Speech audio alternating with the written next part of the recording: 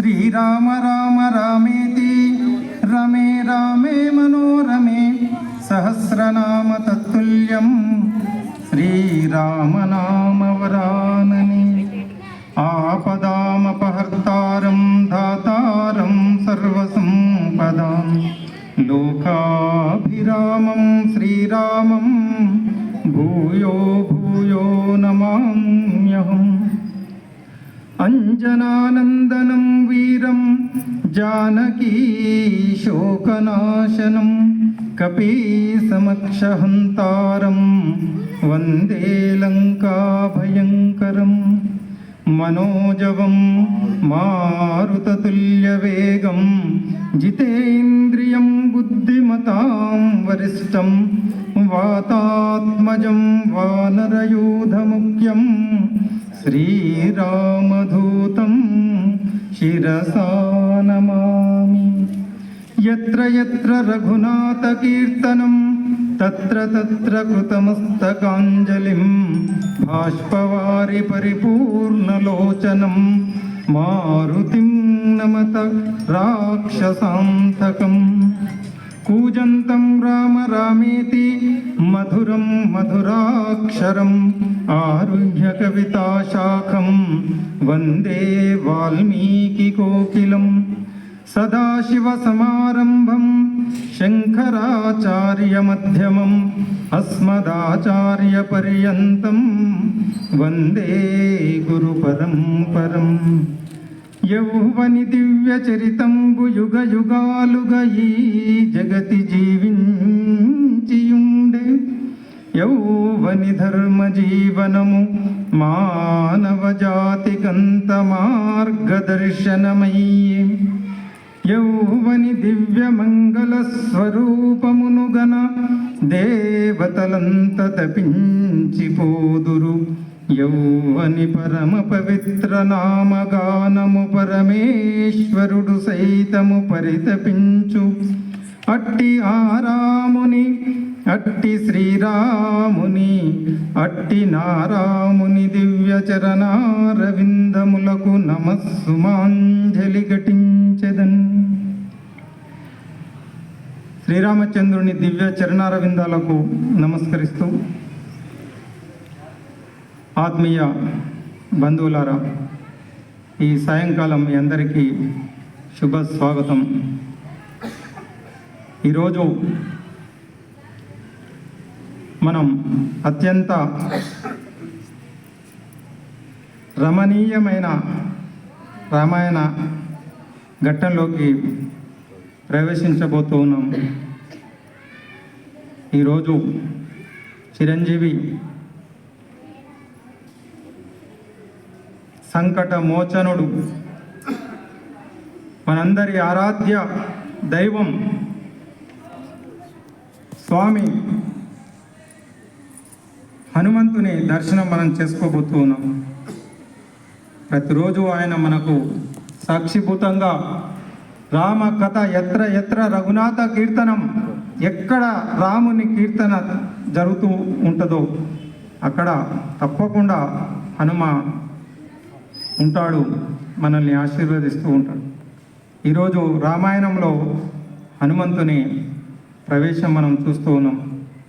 బాలకాండ, అయోధ్యాకాండ, అరణ్యకాండ 3 భాగాలు పూర్తి చేసుకొని ఈరోజు 4వ కాండ కిష్కింద కాండ ప్రారంభం చేసుకుంటూ ఉన్నాం. సీతమ్మ వారిని వెతుకుతూ సీతాన్వేషణలో పరమ సాధ్వి మహాభక్తురాలైన శబరి మాతను దర్శించుకున్న తర్వాత విరాధుడు చెప్పినట్టుగా ఋష్యముఖ పర్వతం, పరమ పావనమైన పంపానది తీరాన ఉన్న ఋష్యముఖ పర్వతం పైన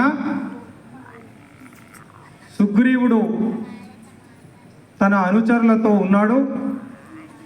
సుగ్రీవుడు నీకు తప్పకుండా సహాయం చేయగలుగుతాడు అని చెప్పి విరాధుడు సలహా ఇస్తే ఆ విధంగా సుగ్రీవుని కలవడానికి శ్రీరాముడు లక్ష్మణుడు పంపానది ఋష్యముఖ పర్వతాన్ని సమీపించి వస్తూ ఉంటే సుగ్రీవుడు ఋష్యముఖ పర్వతం పైనుంచి రామచంద్రులు దగ్గరకు వస్తూ ఉంటే వనంలో ఉన్న క్రూర మృగాలు పారిపోతూ ఉన్నాయి. అక్కడ ఉన్నటువంటి వానరులు భయకంపితులై పారిపోతూ ఉంటే, ఆందోళన చెందుతూ ఉంటే సుగ్రీవుడు చూసి సుగ్రీవుడు కూడా భయాందోళనకు గురవుతాడు. అదిగో చూశావా, ఇద్దరు మహావీరులు నార వస్త్రాలు ముని వేషధారణలో ఉండి ఒక మహావీరుల్లాగా క్షత్రియ తేజముతోటి బాణాలను ధరించి వస్తూ ఉన్నారు. వాళ్ళను చూస్తేనే మహావీరులుగా కనిపిస్తూ ఉంది. అడవిలో క్రూర మృగాలు సైతం పారిపోతూ ఉన్నాయి. ఇక వారు నిస్సందేహంగా మా అన్నగారు వాలి పంపించిన, నన్ను చంపడానికి వాలి పంపించిన వీరులే అయ్యి ఉంటారు. ఇక వారి చేతిలో మరణం తప్పదు కాబట్టి ఇక నేను వారి చేతిలో మరణించడం కంటే నేనే మరణిస్తే బాగుంటుంది అని భయపడుతూ ఉన్న సందర్భంలో పక్కనే ఉన్నటువంటి మహానుభావుడు స్వామి హనుమ తమ ప్రభు అయినటువంటి సుగ్రీవుడికి ఎందుకు భయపడుతూ ఉన్నావు, అభయ ఈ మోహాన్ని త్యజించు సుగ్రీవ అని చెప్పి స్వామి నోటి నుంచి వచ్చిన మొదటి మాట, ఈ భ్రమలో ఉన్నావు, నువ్వు భయపడుతూ ఉన్నావు, ముందు దాన్ని తీసేయి అంటే హనుమ సుగ్రీవునికే కాదు మనందరికీ చెప్తూ ఉన్నాడు. హనుమ నోటి నుంచి వచ్చిన మొదటి మాట రామాయణంలో, ఈ భ్రమ భయం తీసేయండి. భయం అన్నది మృత్యువుతో సమానం. భయాన్ని తొలగించమని హనుమంతుడు మనకు చెప్తూ ఉన్నాడు. ఏ విధమైన భయం మన మనసులో ఉండవలసిన అవసరం లేదు. పరమాత్మునికి మనం సమర్పించుకుంటే ఆయన చూసుకుంటాడు. భగవద్గీతలో చెప్తాడు కదా, నన్ను శరణు పొందండి, మామేకం శరణం వ్రజ. నన్ను ఎవడు సంపూర్ణ శరణాగతి చేస్తాడో వాని యోగక్షేమం వహామ్యహం అని చెప్పిండు. వాని యోగక్షేమాలన్నీ నేనే వహిస్తా. ఇక మీకెందుకు చింత, నేను ఉండగా మీకెందుకు చింత అని చెప్పి భగవంతుడు చెప్తూ ఉన్నాడు. ఆ భగవత్ స్వరూపమైనటువంటి హనుమంతుడు మనకు చెప్పేది, నన్ను నమ్ముకోండి, నన్ను నాకు వదిలిపెట్టండి, మీరు భయపడాల్సిన అవసరం లేదు అని చెప్పి ఆ సుగ్రీవుడికి మొట్టమొదలు హనుమ చెప్పడం. హనుమంతుడు గుణవంతుడు భగవంతుడు, ఆ శ్రీరాముని ఎదలోపల పదిలంగా దాచుకున్న శ్రీమంతుడు హనుమంతుడు. ఎవరయ్యా హనుమంతుడు అంటే, ఆ పరమాత్ముడైనటువంటి శ్రీరాముణ్ణి ఎదలోపల పదిలంగా దాచుకున్న శ్రీమంతుడు హనుమంతుడు. ఆ హనుమ ఎదలో, హనుమ కణములో రామనామం, రాముడే. ఇక ఆ హనుమంతుడు చెప్పే ప్రతి మాట భగవంతుని ద్వారా వచ్చిందే. అందుకే హనుమంతుడు చిరంజీవి. అలాంటి హనుమ మనకు దర్శనమిస్తూ ఉన్నాడు. జయ బోలో బజరంగ బలి హనుమానికి. హనుమ దర్శనం ఇచ్చిండు మనకు. హనుమ మాట మనకు రామాయణంలో మొదటి మాట, భయాన్ని తొలగించండి అని చెప్పి సుగ్రీవుడికి కాదు మనందరికీ చెప్పినట్టే మనం భయపడవలసిన అవసరం లేదు. మన సమస్యలు అన్నీ ఆ హనుమ తీర్చివేస్తాడు. సమస్యలు లేకుండా సంకట మోచన హనుమంతుడు. ఎవరికి ఏ సంకటం వచ్చినా హనుమంతుడు తీర్చే దేవుడు మనకు ఉన్నాడు కాబట్టి సంకట మోచక హనుమంత అని చెప్పి మనం ప్రార్థిస్తూ ఉంటాం. అది నిజం, మీరు నమ్మండి. నా జీవితంలో కూడా ఎప్పుడు ఇక ఆపద అనిపిస్తే, ఏం చెయ్యని పరిస్థితి, సంకటం అంటే అదే. మనం చేయగలిగితే మనం చేస్తాం. మన చేతుల్లో లేని పరిస్థితులు జీవితంలో ఎదురైనప్పుడు మనకు హనుమంతుణ్ణి నమ్ముకుంటే తప్పకుండా ఆ సంకటం అన్నది మన జీవితంలో నుంచి తప్పక తొలగిపోతుంది. ఇది నిజము, ఇది సత్యం. అందుకే సుగ్రీవుడితో మొదలైంది.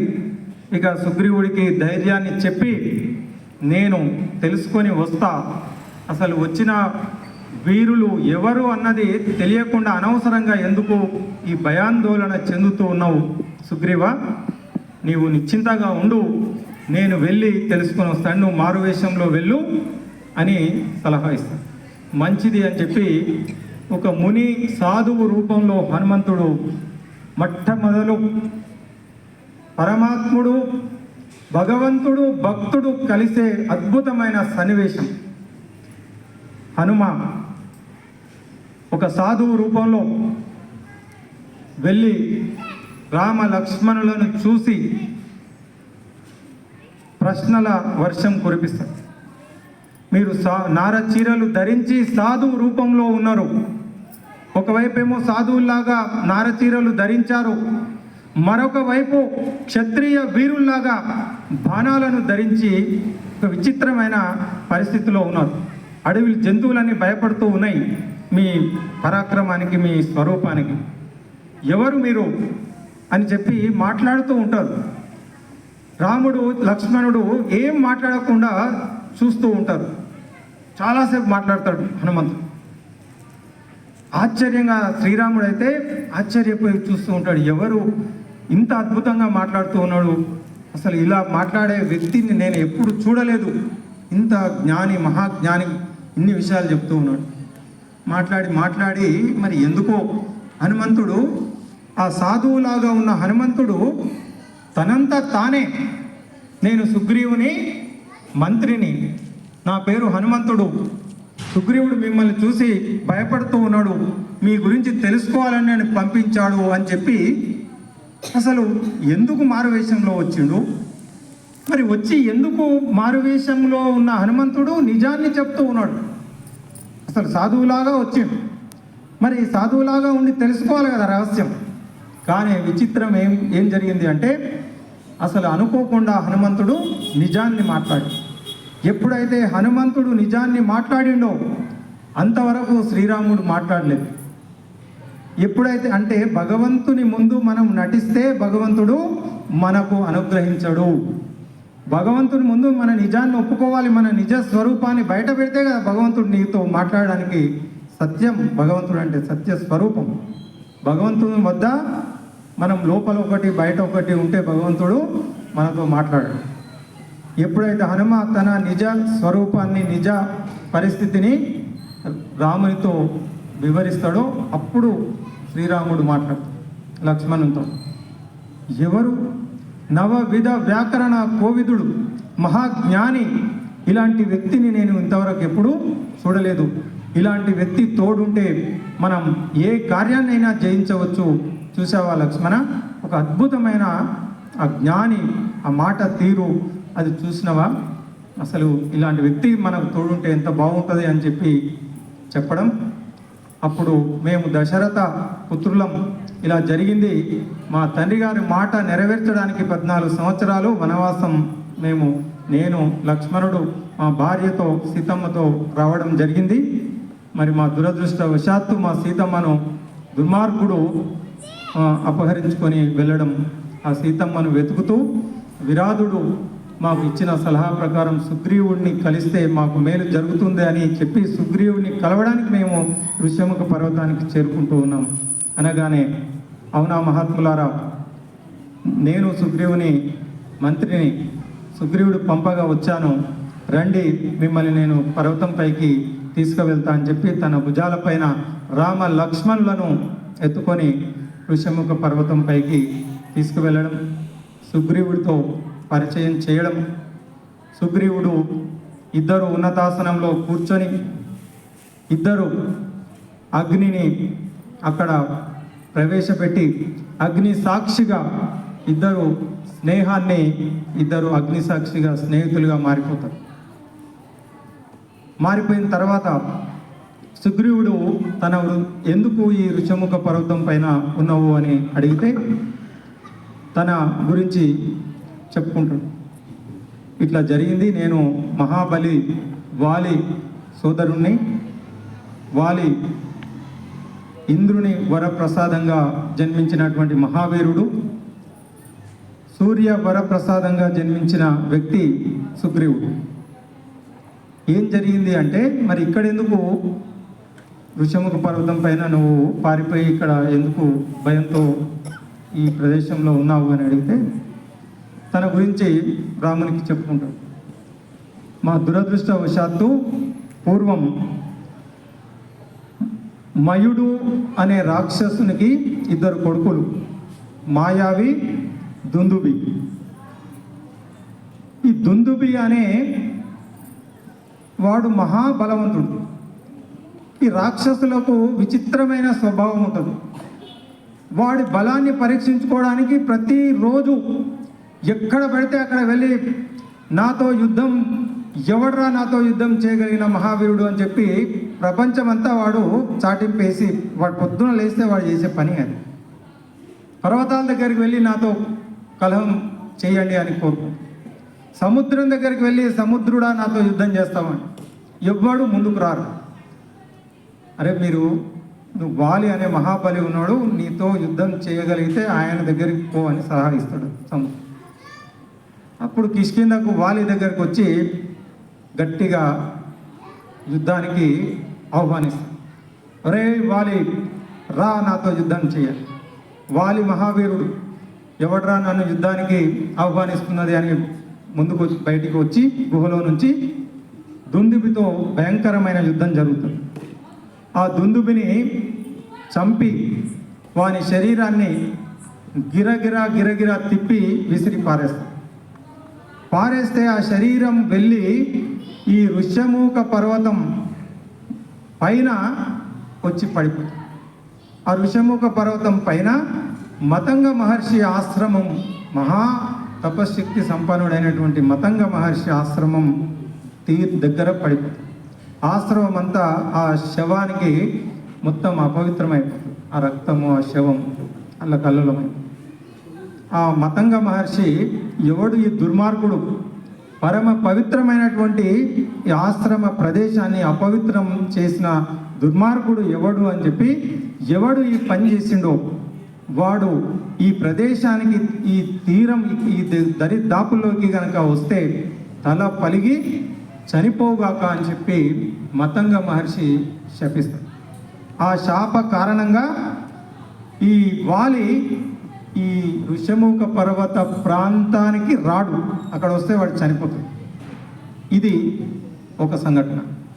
తర్వాత ఈ దుందుబి సోదరుడు మాయావి, వాడు వాలి మీద తమ్ముడు సోదరుడు చనిపోయాడు కాబట్టి వాడు వాళ్ళతో యుద్ధానికి సిద్ధపడ్డాడు. ఇద్దరు యుద్ధం చేస్తూ ఉంటే వాడు అడవిలోకి పారిపోతాడు. సో వాలి మాయావి యుద్ధం చేస్తూ వెళ్తే వాళ్ళను అనుసరించి సుగ్రీవుడు కూడా వెళ్తాడు అడవిలోకి. వాడు ఒక మహాబిలంలోకి పారిపోతాడు. ఆ బిలంలోకి వాలి కూడా వాడిని వెంబడిస్తూ బిలంలోకి వెళ్తాడు. ఇట్లా తమ్మునికి, సుగ్రీవునికి నువ్వు ముందు ఇక్కడే ఉండు అని చెప్పి వెళ్ళిపోతాడు. 1 సంవత్సరం పాటు లోపలికి వెళ్తే బయటికి రాడు. సుగ్రీవుడు బిలం ముందు ఎదురు చూస్తూ ఉంటాడు. సంవత్సరం అయిపోతుంది, బయటికి రాడు. సంవత్సరం తర్వాత రక్తం గుహలో నుంచి బయటికి కారుతూ ఉంటుంది. విచిత్రమైన అరుపులు వినిపిస్తూ ఉంటాయి రాక్షసులే. భయపడిపోతాడు. వాలి చనిపోయినట్టుంది, మా అన్నగారు, రాక్షసుల యొక్క అరుపులు వినిపిస్తూ ఉన్నాయి, సంవత్సరం జరిగింది కదా అని చెప్పి భయపడి పాపం సుగ్రీవుడు అన్న చనిపోయింది అనుకొని ఆ బిలానికి, ఆ గుహకు ఒక పెద్ద బండరాయిని అడ్డంగా పెట్టి ఇంటికి వచ్చేస్తాడు. ఎవరికి చెప్పాడు అన్న చనిపోయాడు. కానీ మంత్రులు తెలుసుకుంటారు ఏం జరిగింది సుగ్రీవ అని. తెలుసుకొని రాజు చనిపోతే రాజ్యం ఊరికే ఉండడానికి వీల్లేదు కాబట్టి వాళ్ళ మంత్రులు సలహా ఇచ్చి బలవంతంగా సుగ్రీవునికి కిష్కింద పట్టాభిషేకం చేస్తారు. నువ్వు రాజుగా ఉండాలి, అన్న లేడు కాబట్టి నువ్వు రాజుగా ఉండాలి. ఈ వానర జాతిలో ఇప్పటికీ కొన్ని జాతులలో ఈ సంప్రదాయం ఉంది. అన్న చనిపోతే అన్న భార్యను తమ్ముడి భార్యగా ఉంచుకునే సంప్రదాయం అక్కడ ఉంది. అది తప్పు కాదు, వాళ్ళ జాతిలో అది సంప్రదాయం. ఆ విధంగా వాళ్ళకు ఉన్నటువంటి సాంప్రదాయం ప్రకారం వాలి భార్య తార కూడా సుగ్రీవుడికి భార్యగా వాళ్ళ ధర్మ ప్రకారం జరుగుతుంది.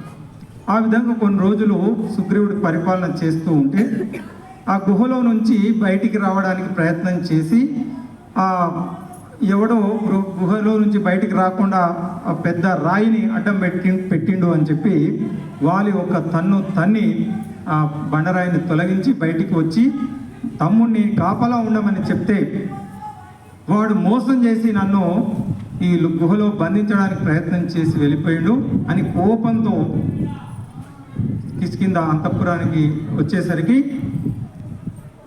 ఆ రాజులాగా సింహాసనం పైన సుగ్రీవుని చూస్తాం. ఒరే దుర్మార్గుడా, నన్ను గుహలో బంధించి రాజ్యాన్ని పట్టాభిషేకం చేసుకొని వెళ్తూ ఉన్నావా అని చెప్పి రావడంతో తమ్ముని పైన వీరావేశంతో తమ్ముని చెప్పేది వినడు. అసలు అన్నను చూడగానే పరిగెత్తుకుంటూ వెళ్ళి అన్న నువ్వు చనిపోయావు అనుకున్నా అన్న, చెప్పేది జరిగింది వినన్నా, ఇది నేను అనుకున్నది కాదన్నా అని చెప్పి ఎంత ప్రాధేయపడి చెప్తూ ఈ కాళ్ళపైన పడిపోతాడు. కానీ ఆ క్రోధంలో ఇంతకుముందు అనుకున్నాం కదా, క్రోధోద్భవతి సమ్మోహ సమ్మోహ స్మృతి విభ్రమ స్మృతి భ్రంశ బుద్ధినాశో ప్రాణశ. కోపం ఎంత పనిచేస్తుందంటే మనిషి విచక్షణ జ్ఞానాన్ని కోల్పోతాడు. అసలు తమ్ముడు ఏం చెప్తున్నాడో వినడు, కావాలని చేసిన దుర్మార్గుడా అని చెప్పి విపరీతంగా అసలు రావడం, చేతులు కూడా వాడలేదట, కాళ్ళతోనే తన్ని అతి భయంకరంగా హింసించి ఏం చెప్పినా వినకుండా ఆ తన్నులకు ఆ దెబ్బలకు భయపడి పారిపోతాడు. ఇక బలవంతంగా తమ్ముని భార్యను రుమ బలవంతంగా తన భార్యగా చేసుకుంటాడు. ఇక సుగ్రీవుడు చేసింది ధర్మం, ఎందుకంటే అన్న చనిపోయిండు అని అనుకుని చేసినటువంటిది, ఆయన దోషం లేదు. కానీ తమ్ముడు బ్రతికే ఉండగా తమ్ముని తరిమేసి తమ్ముని భార్యను బలవంతంగా చెరబట్టి తమ్ముని తరిమేయడమే కాదు, వెంటాడి పారిపోతే ఎక్కడికి పారిపోతే అక్కడికి వెళ్ళి సుగ్రీవుని చంపడానికి ప్రయత్నం చేస్తాడు. ఈ విధంగా సుగ్రీవుడు భూమండలం అంతా పారిపోతాడు. అసలు సుగ్రీవునికి భూగోళం అంతా ఎట్లా తెలుసు? భూగోళంలో అందుకే సుగ్రీవుని అట్లాస్ అనేది ఉంది. తూర్పు, పడమర, ఉత్తర, దక్షిణము అద్భుతమైనటువంటి జ్ఞానం. అసలు ఈ భూమి పైన ఎక్కడ ఏ నదులు, ఏ పర్వతాలు, ఏ నగరాలు, ఏ విధమైన జీవరాశులు, మనుషులు ఈ భూమి పైన జీవిస్తూ ఉన్నారో సమస్త జ్ఞానము సుగ్రీవునికి ఉంది. ఇప్పటికీ అద్భుతం అది. అందుకే యూట్యూబ్లో ఉంది, సుగ్రీవుని అట్లాస్ అని కొట్టండి. రామాయణంలో రాసిన ప్రతి విషయం తూర్పు వైపుకు చూస్తే, ఇప్పుడు వానరులను పంపేటప్పుడు చెప్పుకుంటాం, ఈ విధంగా అద్భుతమైన ఈ జ్ఞానం సుగ్రీవునికి ఎక్కడ లభించింది అంటే, వాలి తరిమేస్తూ ఉంటే ప్రాణ భయంతో భూగోళం అంతా పారిపోయాడు, అన్ని దేశాలు పారిపోయాడు. ఎక్కడికి వెళ్ళినా వాలి అక్కడికి వెళ్ళడము, తమ్ముని కొట్టడం, అక్కడి నుంచి పారిపోవడం, ఇట్లా భూమి మీద అన్ని ప్రదేశాలు తిరిగి చివరికి ఇక ఎక్కడ నాకు రక్షణ లేదు కాబట్టి ఈ శాప వశాత్తు వాలి భూమి మీద ఎక్కడ ఉన్నా బతకనివాడు, ఎక్సెప్ట్ ఋష్యముఖ పర్వతం. ఈ పర్వతం పైనే నాకు రక్షణ, ఎందుకంటే శాపం ఉంది కాబట్టి ఋష్యముఖ పర్వతానికి వాలి చేరుకోడు. అందుకనే రామచంద్ర, నేను భూగోళం అంతా తిరిగి ఇక ఇక్కడ తప్ప నాకు రక్షణ లేదు అని చెప్పి ఈ పర్వతం పైన కొద్దిమంది నా సహచరులు, మిత్రులతో ఇక్కడ బిక్కుబిక్కుమంటూ నేను కాలం గడుపుతూ ఉన్నా, ఇది నా పరిస్థితి అని చెప్పగానే శ్రీరామచంద్రుడు ఒక్కసారి ప్రతిజ్ఞ చేస్తాడు. సుగ్రీవ,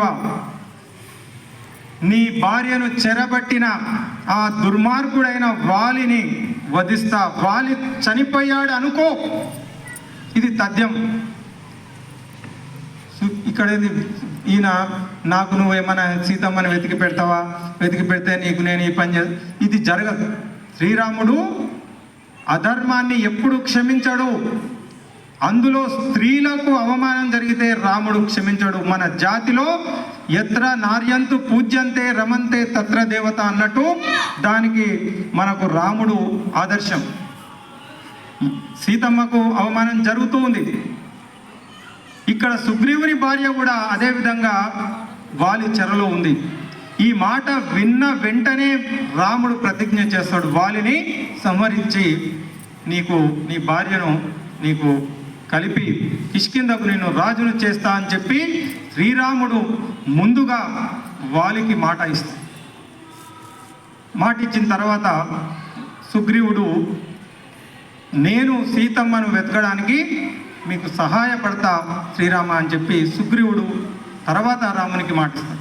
అంతేగాని ఇక్కడ ఒప్పందం నువ్వు నాకు అది చేస్తే నేను నీకు అట్లా ఒప్పందం జరగలేదు. నువ్వు చేసినా చేయకపోయినా నేను వాలిని వధిస్తా అని చెప్పి రాముని మాట అంటే అది శాసనం, అది జరిగి తీరాల్సిందే. ఆ విధంగా మాట ఇచ్చిన తర్వాత సుగ్రీవుడికి నమ్మకం కుదరదు. వాలి నిన్ననే మనం మాట్లాడుకున్నాం, వాలి రావణాసురుణ్ణి చంకలో ఇరికించి 7 సముద్రాలలో మునిగి తేలి తీసుకొచ్చి పడేసినటువంటి మహావీరుడు. సో వాలి అంత బలవంతుడు కాబట్టి శ్రీరాముడు వాలిని చంపగలుగుతాడా లేడా అన్న అనుమానాన్ని వ్యక్తం చేస్తాడు.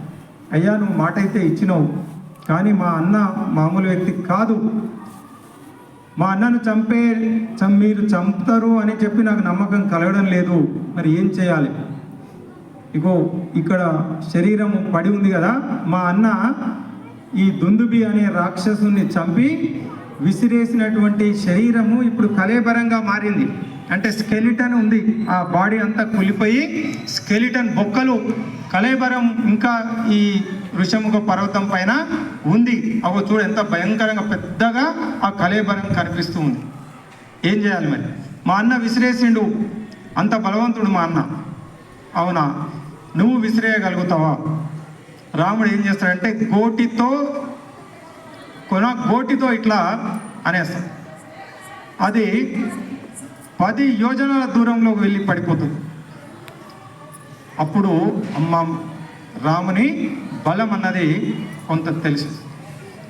ఇంకా ఇప్పుడైనా నమ్మకం కుదిరిందా అంటే రామచంద్ర కుదిరింది, కానీ మా అన్న రోజు ఈ వృక్షాలు ఉన్నాయి చూసినావా, మహావృక్షాలు 7 వృక్షాలు వరుసగా ఉన్నాయి, వీటిని ఊపి మొత్తం పువ్వులు ఫలాలు కింద నేలకు పారేసేవాడు రోజు, అంత బలవంతుడు మా అన్న. సరే అని చెప్పి ఒకే ఒక బాణంతో 7 వృక్షాలను బాణంతో నరికేస్తాడు. అప్పుడు సుగ్రీవునికి నమ్మకం కుదురుతుంది రామచంద్రుని బలం పైన.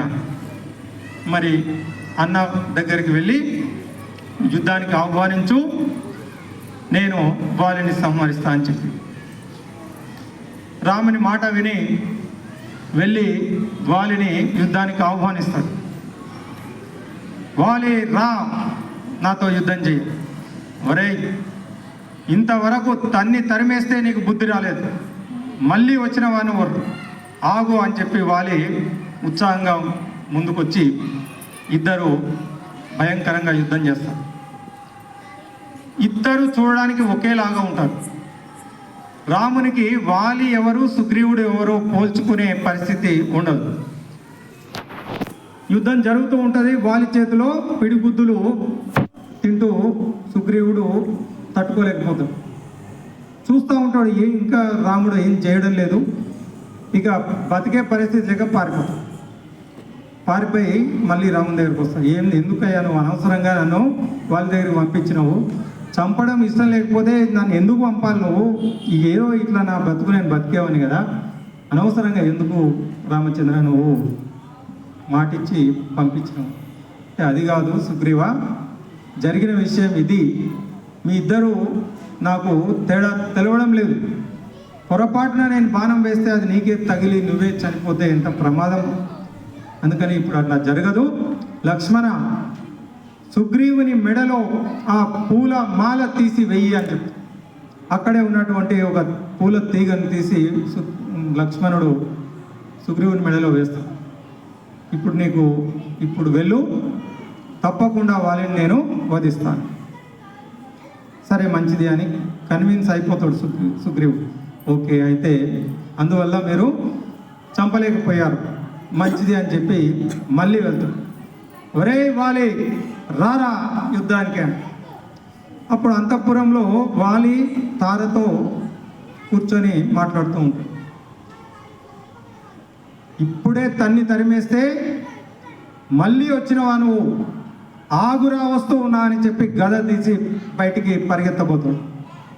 వెంటనే తార ముందుకొచ్చి నిలబడుతుంది. మనకు తార నిన్ననే చెప్పుకున్నాం కదా, పంచకన్యలలో తార మహా పతివ్రత, తెలివైనటువంటి మహాజ్ఞాని.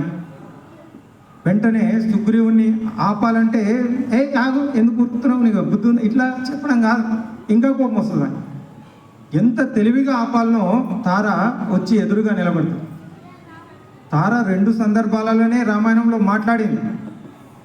ఒకటి మొత్తం తార మాట్లాడింది రామాయణంలో ఇక్కడనే. ఎంత తెలివిగా మాట్లాడుతుంది. భర్తకు ఎదురుగా వెళ్ళి నిలబడుతుంది. ఆగండి, తొందరపడకండి, ఏదో అనుమానంగా ఉంది. ఇప్పుడే చావు దెబ్బలు తిని పారిపోయినటువంటి వ్యక్తి మళ్ళీ వచ్చి ఇప్పుడు ఆయన గొంతులో ఏదో ఆత్మవిశ్వాసం కనిపిస్తూ ఉంది నాకు. ఆ పిలుపులోనే తేడా ఉంది. చాలా ధైర్యంగా నిన్ను పిలుస్తూ ఉన్నాడు, మనం ఆలోచించాలి అంట. నాకేం భయం, నన్ను జయించే మహావీరుడు ఎవడూ లేడు, నువ్వు అడ్డు తప్పు అంట. ఆగండి మహాత్మా అని చాలా విషయాలు చెప్తుంది. అంటే ఆ రోజు గూఢచార వ్యవస్థ కూడా తారకు తెలుసు. రాజు వాలి అయినప్పటికీ తార కూడా తన గూఢచారుల ద్వారా ఎక్కడ ఏం జరుగుతుందో తెలుసుకుంటుంది. ఆగండి, మీ తమ్ముడు ఒంటరిగా లేడు, నాకు గూఢచారుల ద్వారా తెలిసింది. ఆయనకు కొత్తగా 2 మిత్రులు ఉన్నారట.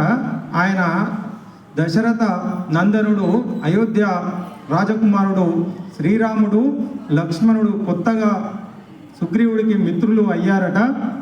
వారు చాలా మహాధర్మాత్ములు, మహావీరులు. రాముడు, లక్ష్మణుడు మీ తమ్ముడికి మిత్రులు అయ్యారట. మరి వారి బలాన్ని చూసుకొని ఏమైనా మీ తమ్ముడు ఈ రెచ్చిపోయి ఆత్మవిశ్వాసంతో నిన్ను యుద్ధానికి కవ్విస్తూ ఉన్నాడు. మనం ఒక్కసారి తొందరపడొద్దు, ఆలోచించు. ఒకవేళ నువ్వు చెప్పిందే నిజమైతే, రాముడు ధర్మాత్ముడు అని చెప్తూ ఉన్నావు కదా, ధర్మాత్ముడైతే నాతో ఎందుకు యుద్ధం చేస్తాడు? నాకు రామునికి ఏ విధమైనటువంటి మాకు భేదాలు లేవు అని బయటికి తార చెప్పినా వినకుండా ముందుకు వెళ్తూ ఉంటే గట్టిగా కౌగిలించుకుంటుంది. కనీసం చివరి ప్రయత్నం ఇట్లా చేస్తేనైనా కొంతసేపు ఆగుతాడేమని. అయినా కోపంలో, అది ఉద్రేకంలో ఉన్నటువంటి వాలి వినడు. కోపం మనిషికి వినాశకాలే విపరీత బుద్ధి అన్నట్టు తార ఎంత చెప్పినా వినకుండా ముందుకు వెళ్ళి సుగ్రీవునితో తలపడుతూ ఉంటే రామ బాణం వచ్చి తాకి ఒక్కసారి కుప్ప కూలిపోతాడు. కూలిపోయిన తర్వాత అప్పుడు రాముని చూసి ఎన్ని నిందలు వేయాలో అన్ని నిందలు వేస్తాడు. ఎందుకు నా పైన బాణ ప్రయోగం చేసినవు రామ? నువ్వు ధర్మాత్ముడవని నేను విన్నాను. ఏ ధర్మం ఇప్పుడు నన్ను చంపడానికి నీకు ఇది ధర్మమా? నీకు నాకు శత్రుత్వం లేదు. ఇలాంటప్పుడు ఈ అధర్మమైన పని నువ్వు ఎందుకు చేయవలసి వచ్చింది? చాలా దుర్మార్గమైన పని చేసినావు నువ్వు అని అనేక విధాలుగా రాముణ్ణి నిందిస్తే అప్పుడు రామచంద్రుడు చెప్పిన మాటలు, ఇది రామాయణంలో ఒక కోర్టులో లాయర్లు మాట్లాడినట్టు అని. ఇప్పుడు మహానుభావులు చెప్తారు కదా, వాళ్ళని చంపడం తప్పు, అయ్యో చంపేది లేకుండా ఎందుకు చంపాడు? చివరికి అంటాడు, మా తమ్ముడు నీకు దిక్కయిండా, నీ భార్యను వాడు తెచ్చిస్తా అని చెప్తే నన్ను అనవసరంగా నువ్వు చంపినావు. నన్నే గనుక అడిగుంటే ఆ రావణాసురుణ్ణి బంధించి తెచ్చి నీ పాదాల చింత నేను పారేసి సీతమ్మని నీకు అప్పచెప్పేవాని కదా. ఒక్క మాట నాతో చెప్పుంటే, నీ భార్య గురించే కదా సుగ్రీవుని భార్యను తెస్తానంటే నన్ను చంపుతూ ఉన్నావు. అని అనేక విధాలుగా నిందిస్తాడు. అప్పుడు రాముడు వాలి అందుకు కాదు, నా భార్యను సుగ్రీవుడు తేవాలని చెప్పి నిన్ను చంపడం లేదు, నువ్వు చేసిన మహాపాపానికి నీకు శిక్ష అని ఒక్కొక్క ప్రశ్నకు జవాబు చెప్తాడు. నువ్వు చేసింది మహాపాపం, తమ్ముని భార్య కూతురుతో సమానం, అలాంటి కూతురును తమ్ముని భార్యను తమ్ముడు బ్రతికున్నాడని తెలిసి చెరబట్టడం మహాపాపం, దీనికి నీకు మరణశిక్ష తప్ప వేరే లేదు కాబట్టి నిన్ను చంపాల్సి వచ్చింది. ఇక ఎదురుగా యుద్ధం చేయమని ప్రకటించకుండా బాణం వేయడం ఇది అధర్మం అని అంటున్నావు కదా, నువ్వు ఒక మృగానివి. వానరం అంటే మృగం. ధర్మశాస్త్రంలో మృగాలను వేటాడి చంపడం ధర్మశాస్త్రమే చెప్తూ ఉంది, ఇది ధర్మం. అందుకే నిన్ను వేటాడి చంపినా ఇది అధర్మం కాదు. నువ్వు ఒక మృగానివి, మృగం కంటే నీచమైన పని చేసినావు కాబట్టి నీకు అనౌన్స్మెంట్ చేసి నాతో యుద్ధం చేయమని చెప్పాల్సిన అవసరం లేదు. నువ్వు చేసిన దుర్మార్గమైన పనికి క్రూర మృగాలను వేటాడినట్టు నిన్ను వేటాడి చంపడం ధర్మమే. ఇక యావత్ భూమండలానికి ఇక్ష్వాకు వంశం రాజు. భూమండలంలో అధర్మం ఎక్కడ జరిగినా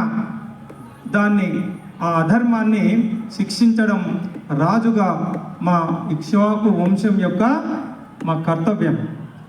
నా తమ్ముడు సోదరుడు అయోధ్య నగరాన్ని పరిపాలిస్తూ ఉన్నాడు కాబట్టి ఆ అయోధ్య రాజుగా నీకు శిక్ష అనేది విధించిన అని చెప్పి ఈ అనేక విధాలుగా వాలి చేసిన తప్పులను రాముడు గుర్తు చేస్తే పశ్చాత్తాపానికి లోనై, అవును రామచంద్ర, నేను చేసింది చాలా ఘోరమైన తప్పు, ఆవేశంలో చేశానని చెప్పి వాలి రాముని బాణం తాకిన తర్వాత మాట్లాడినటువంటి వ్యక్తి మనం ఎక్కడ చూడలేదు.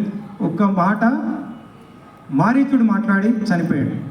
మహావీరుడు కాబట్టి రాముని బాణం తాకితే ఇంకా ప్రాణం అనేది ఉండదు, కానీ వాలికి మహాబలి కాబట్టి చనిపోయిన తర్వాత ఇదంతా మాట్లాడి చివరికి వాలి కూడా నేను చేసింది తప్పే రామచంద్ర, నువ్వు శిక్ష విధించింది న్యాయమే, నేను చేసిన ఘోరమైన తప్పిదానికి మరణం తప్ప నాకు ప్రాయశ్చిత్తం లేదు. అయితే ఒకే ఒక నా విన్నపం, ప్రార్థన, రామచంద్ర, నాకు ఏ కోరిక లేదు, నా కొడుకు అమాయకుడు, వాడు ఏమైపోతాడు అని చెప్పే నా బాధ. అందుకే నా కొడుకు అంగదుని నీ చేతిలో పెడుతూ ఉన్నా, వాణ్ణి నీవే కాపాడాలని చెప్పి వాలి తన కొడుకును రామచంద్రునికి అప్పగించి ప్రాణాలను వదిలిపెట్టాడు. వాలి భార్య తార, ఆమె కూడా రాముని నిందించదు. ఎందుకంటే వాలి చేసింది పరమ దుర్మార్గమైన చర్య కాబట్టి వాలికి ఆ శిక్ష విధించడం అధర్మం అని చెప్పి వాలి చెప్పలేదు. చివరికి వాలి అంగీకరించిండు, వాలి భార్య అంగీకరించింది. కాబట్టి ఇంకా మనలాంటి వాళ్ళము రాముని తప్పుపట్టే ఆ పరిస్థితి మనం చేయకూడదు. అది ధర్మకార్యమే. రాముడు చేసే ప్రతి పని ధర్మం తప్ప, ధర్మాన్ని తప్పి రాముడు ప్రవర్తించలేదు. కాబట్టే మారీచుడు చెప్పింది నిజం. రామో విగ్రహవాన్ ధర్మ సాధు సత్య పరాక్రమ రాజా సమస్త లోకస్య అని చెప్పి ఎవరు చెప్పిన ఈ మాట అంటే మారీచుని నోట వచ్చింది. పోత పోసిన ధర్మ స్వరూపమే రామచంద్రుడు. ఆయన తప్పు అన్నది రామచంద్రుని జీవితంలో జరగదు. ఆయన జీవితం అంతా ధర్మమే కాబట్టి ఆయన ఉచ్ఛ్వాస నిశ్వాస మొత్తం కూడా సత్యము ధర్మాన్ని ఆచరించినటువంటి మహానుభావుడు కాబట్టి వాలి వధ ధర్మమే.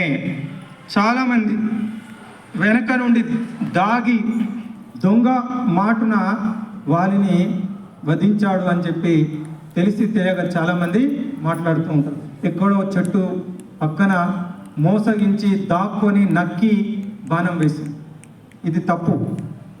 రాముడు వెనకాల నుండి దాక్కొని బాణం వేయలేదు. మనకు వాల్మీకి రామాయణం నిరూపిస్తుంది. బాణము వాలి ఎదలో గుచ్చుకుంది అని చెప్పి స్పష్టమైన శ్లోకాల ద్వారా ఆధారాలు వాల్మీకి రామాయణంలో ఉన్నాయి. బాణం వచ్చి ఎక్కడ తాకింది వాలికి అంటే ఎదలో తాకింది, ఎదలో చెస్ట్. మరి ఎదలో బాణం తాకాలంటే వెనక నుండి బాణం వేస్తే వచ్చి వీపులో తాకాలి. బ్యాక్ సైడ్ తాకితే నిజంగా రాముడు దాక్కొని బాణం వేసిండని అనుకోవచ్చు. కాబట్టి అది తప్పు అని ఎవరైనా తెలిసి తెలియక రాముడు మోసంతో ద్రోహంగా వెనక నుండి బాణం వేసిండు అన్నది నిజం కాదు. చూడకపోవడం వాలి తప్పు. ఒకవేళ చూసే ఉండొచ్చు, యుద్ధం జరుగుతూ ఉంటే చాలామంది వచ్చి చూస్తూ ఉంటే వీళ్ళందరూ నా మీద ఎందుకు దాడి చేస్తారు అని చెప్పి ఉపేక్ష చేసి ఉండవచ్చు వాలి. అది వాలిది పొరపాటు. కానీ రాముడు ఏదో భయంతో ఎక్కడో చెట్ల పొదల మాటున దాగి దొంగ దాడి చేసిండు అన్నది అది రామచంద్రుని జీవితంలోనే లేదు. మనం యుద్ధకాండలో చూస్తాం. రావణాసురుణ్ణి సైతం మొదటి రోజు వాడి రథం మొత్తం సర్వనాశనమై కింద కూలిపోయి తల వంచుకొని ఉంటే వెళ్ళిపో, మరి నెక్స్ట్ డే రథాన్ని యుద్ధానికి సిద్ధమై రా అని చెప్పి పంపించినటువంటి మహావీరుడు రామచంద్రుడు. పిరికి పందలాగా యుద్ధం చేయవలసిన కర్మ రామచంద్రునికి లేదు. ఇలాంటి పనికిమాలిన వ్యక్తులు ఏదో దొంగ దెబ్బ తీసిండు రాముడు అనడము కరెక్ట్ కాదు. ఎదురుగా నిలబడి బాణం వేసిండు.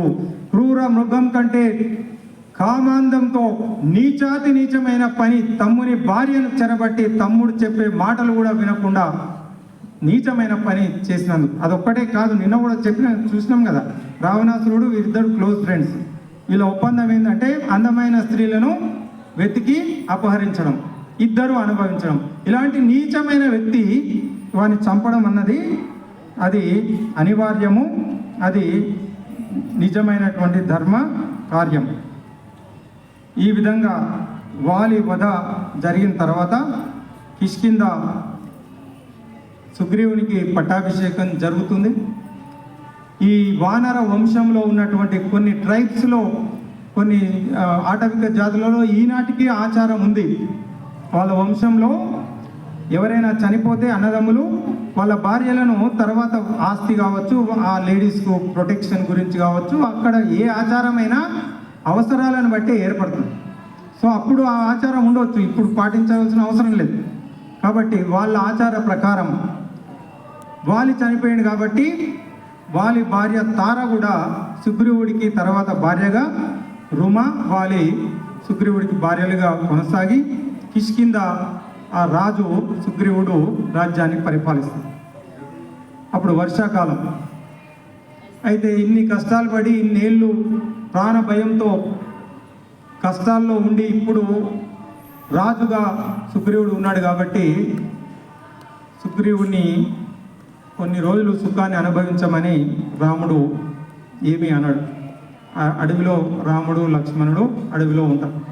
వర్షాకాలం 3 నెలలు గడిచిపోతుంది.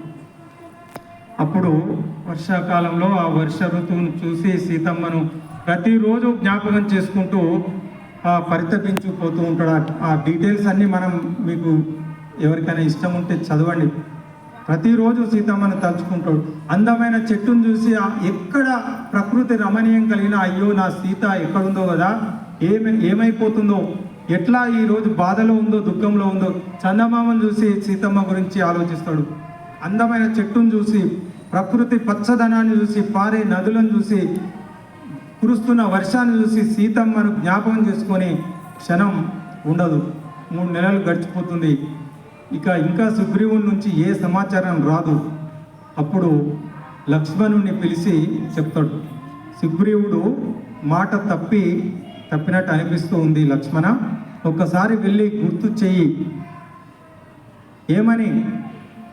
వాలి వెళ్ళిన దారి మూసుకొని పోలేదు, మాట తప్పితే నీకు వాలికి పట్టిన గతే పడుతుంది అని ఒక్కసారి వెళ్ళి చెప్పు.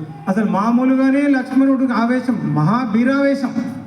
ఇక అన్న చెప్తే ఎట్లా ఉంటుందో ఆలోచించండి. అక్కడి నుంచి వెళుతూ ఉంటే అడవిలో అసలు సాక్షాత్తు ఆ మృత్యు దేవుడే వస్తూ ఉన్నట్టు ఆయన ఆవేశం అది చూసి మొత్తం భయపడిపోతారు.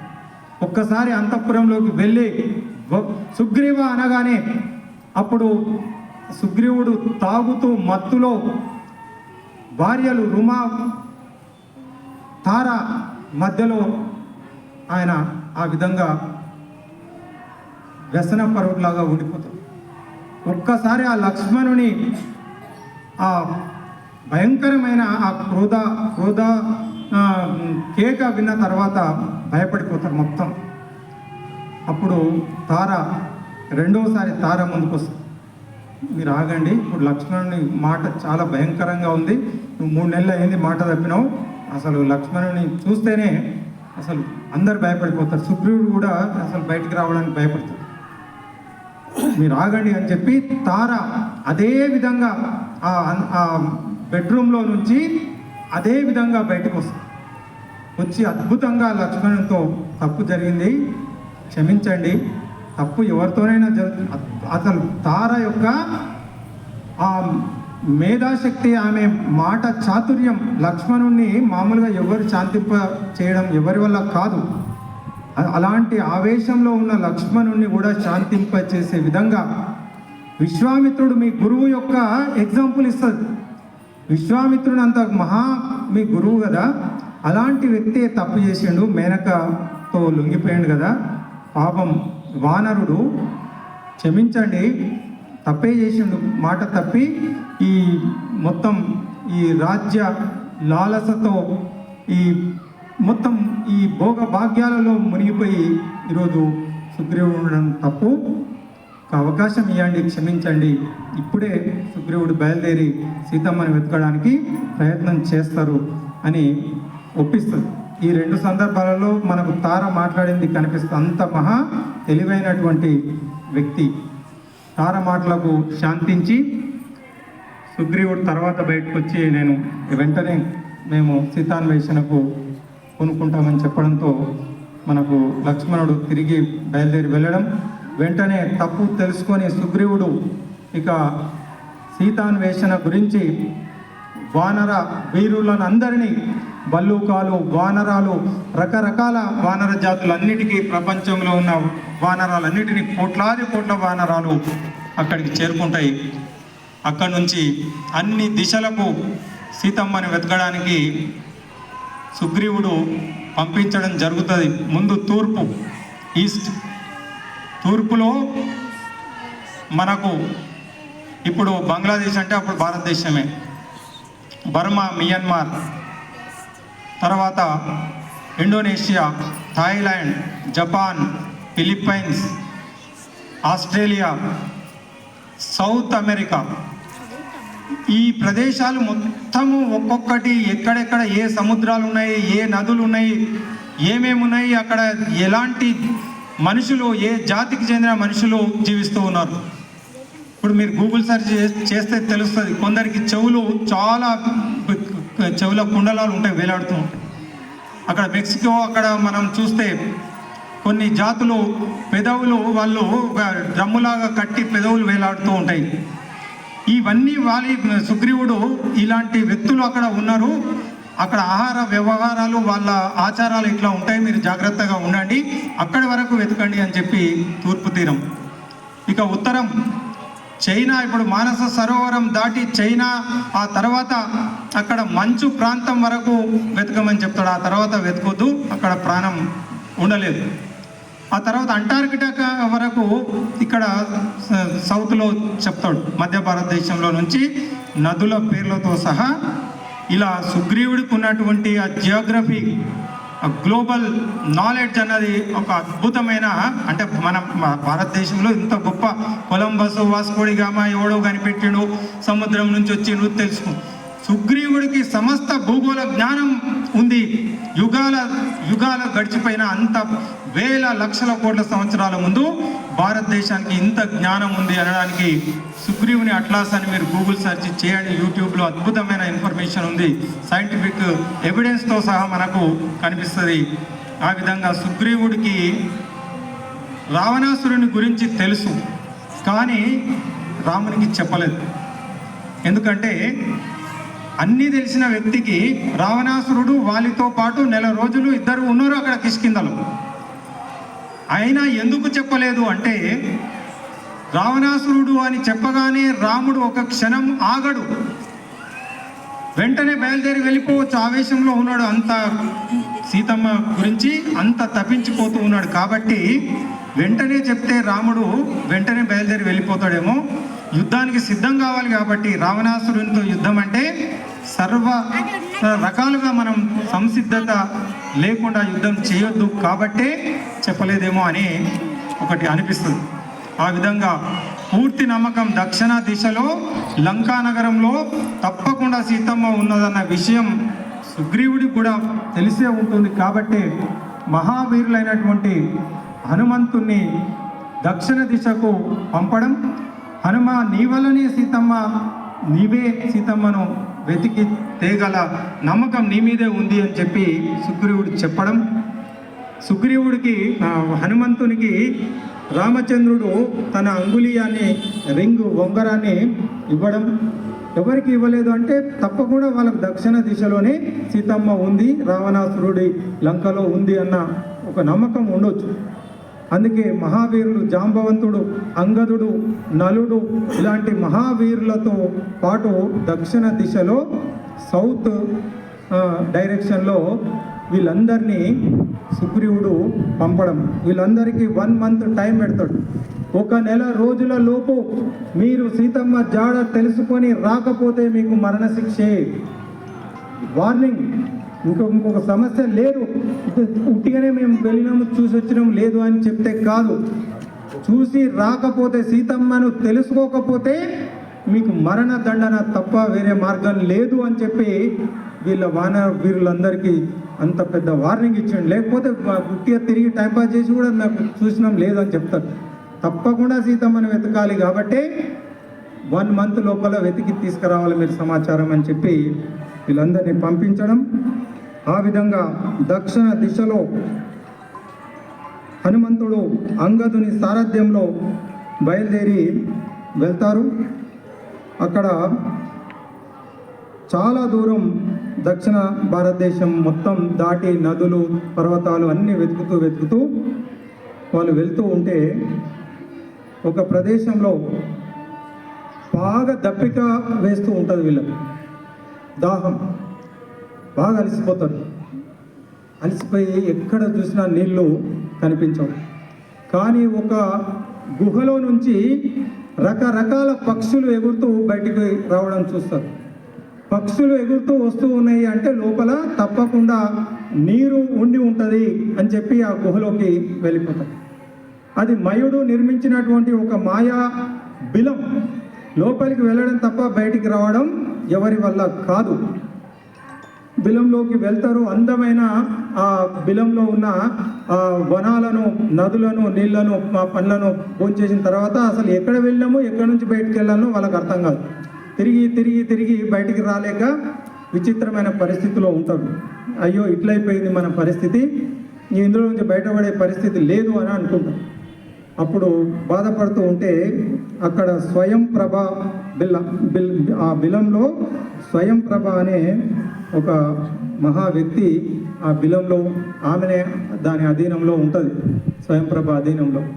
వీళ్ళు మామూలుగా అయితే ఎవరిని బయటికి వెళ్ళనివ్వాలి. ఆ స్వయం ప్రభ వీళ్ళను ఎందు గురించి వీళ్ళు బయలుదేరిండో విన్న తర్వాత సీతమ్మను వెతకడానికి బయలుదేరిండన్న విషయం తెలుసుకొని, మీరు పుణ్యకార్యం చేయడానికి బయలుదేరిండు కాబట్టి మీకు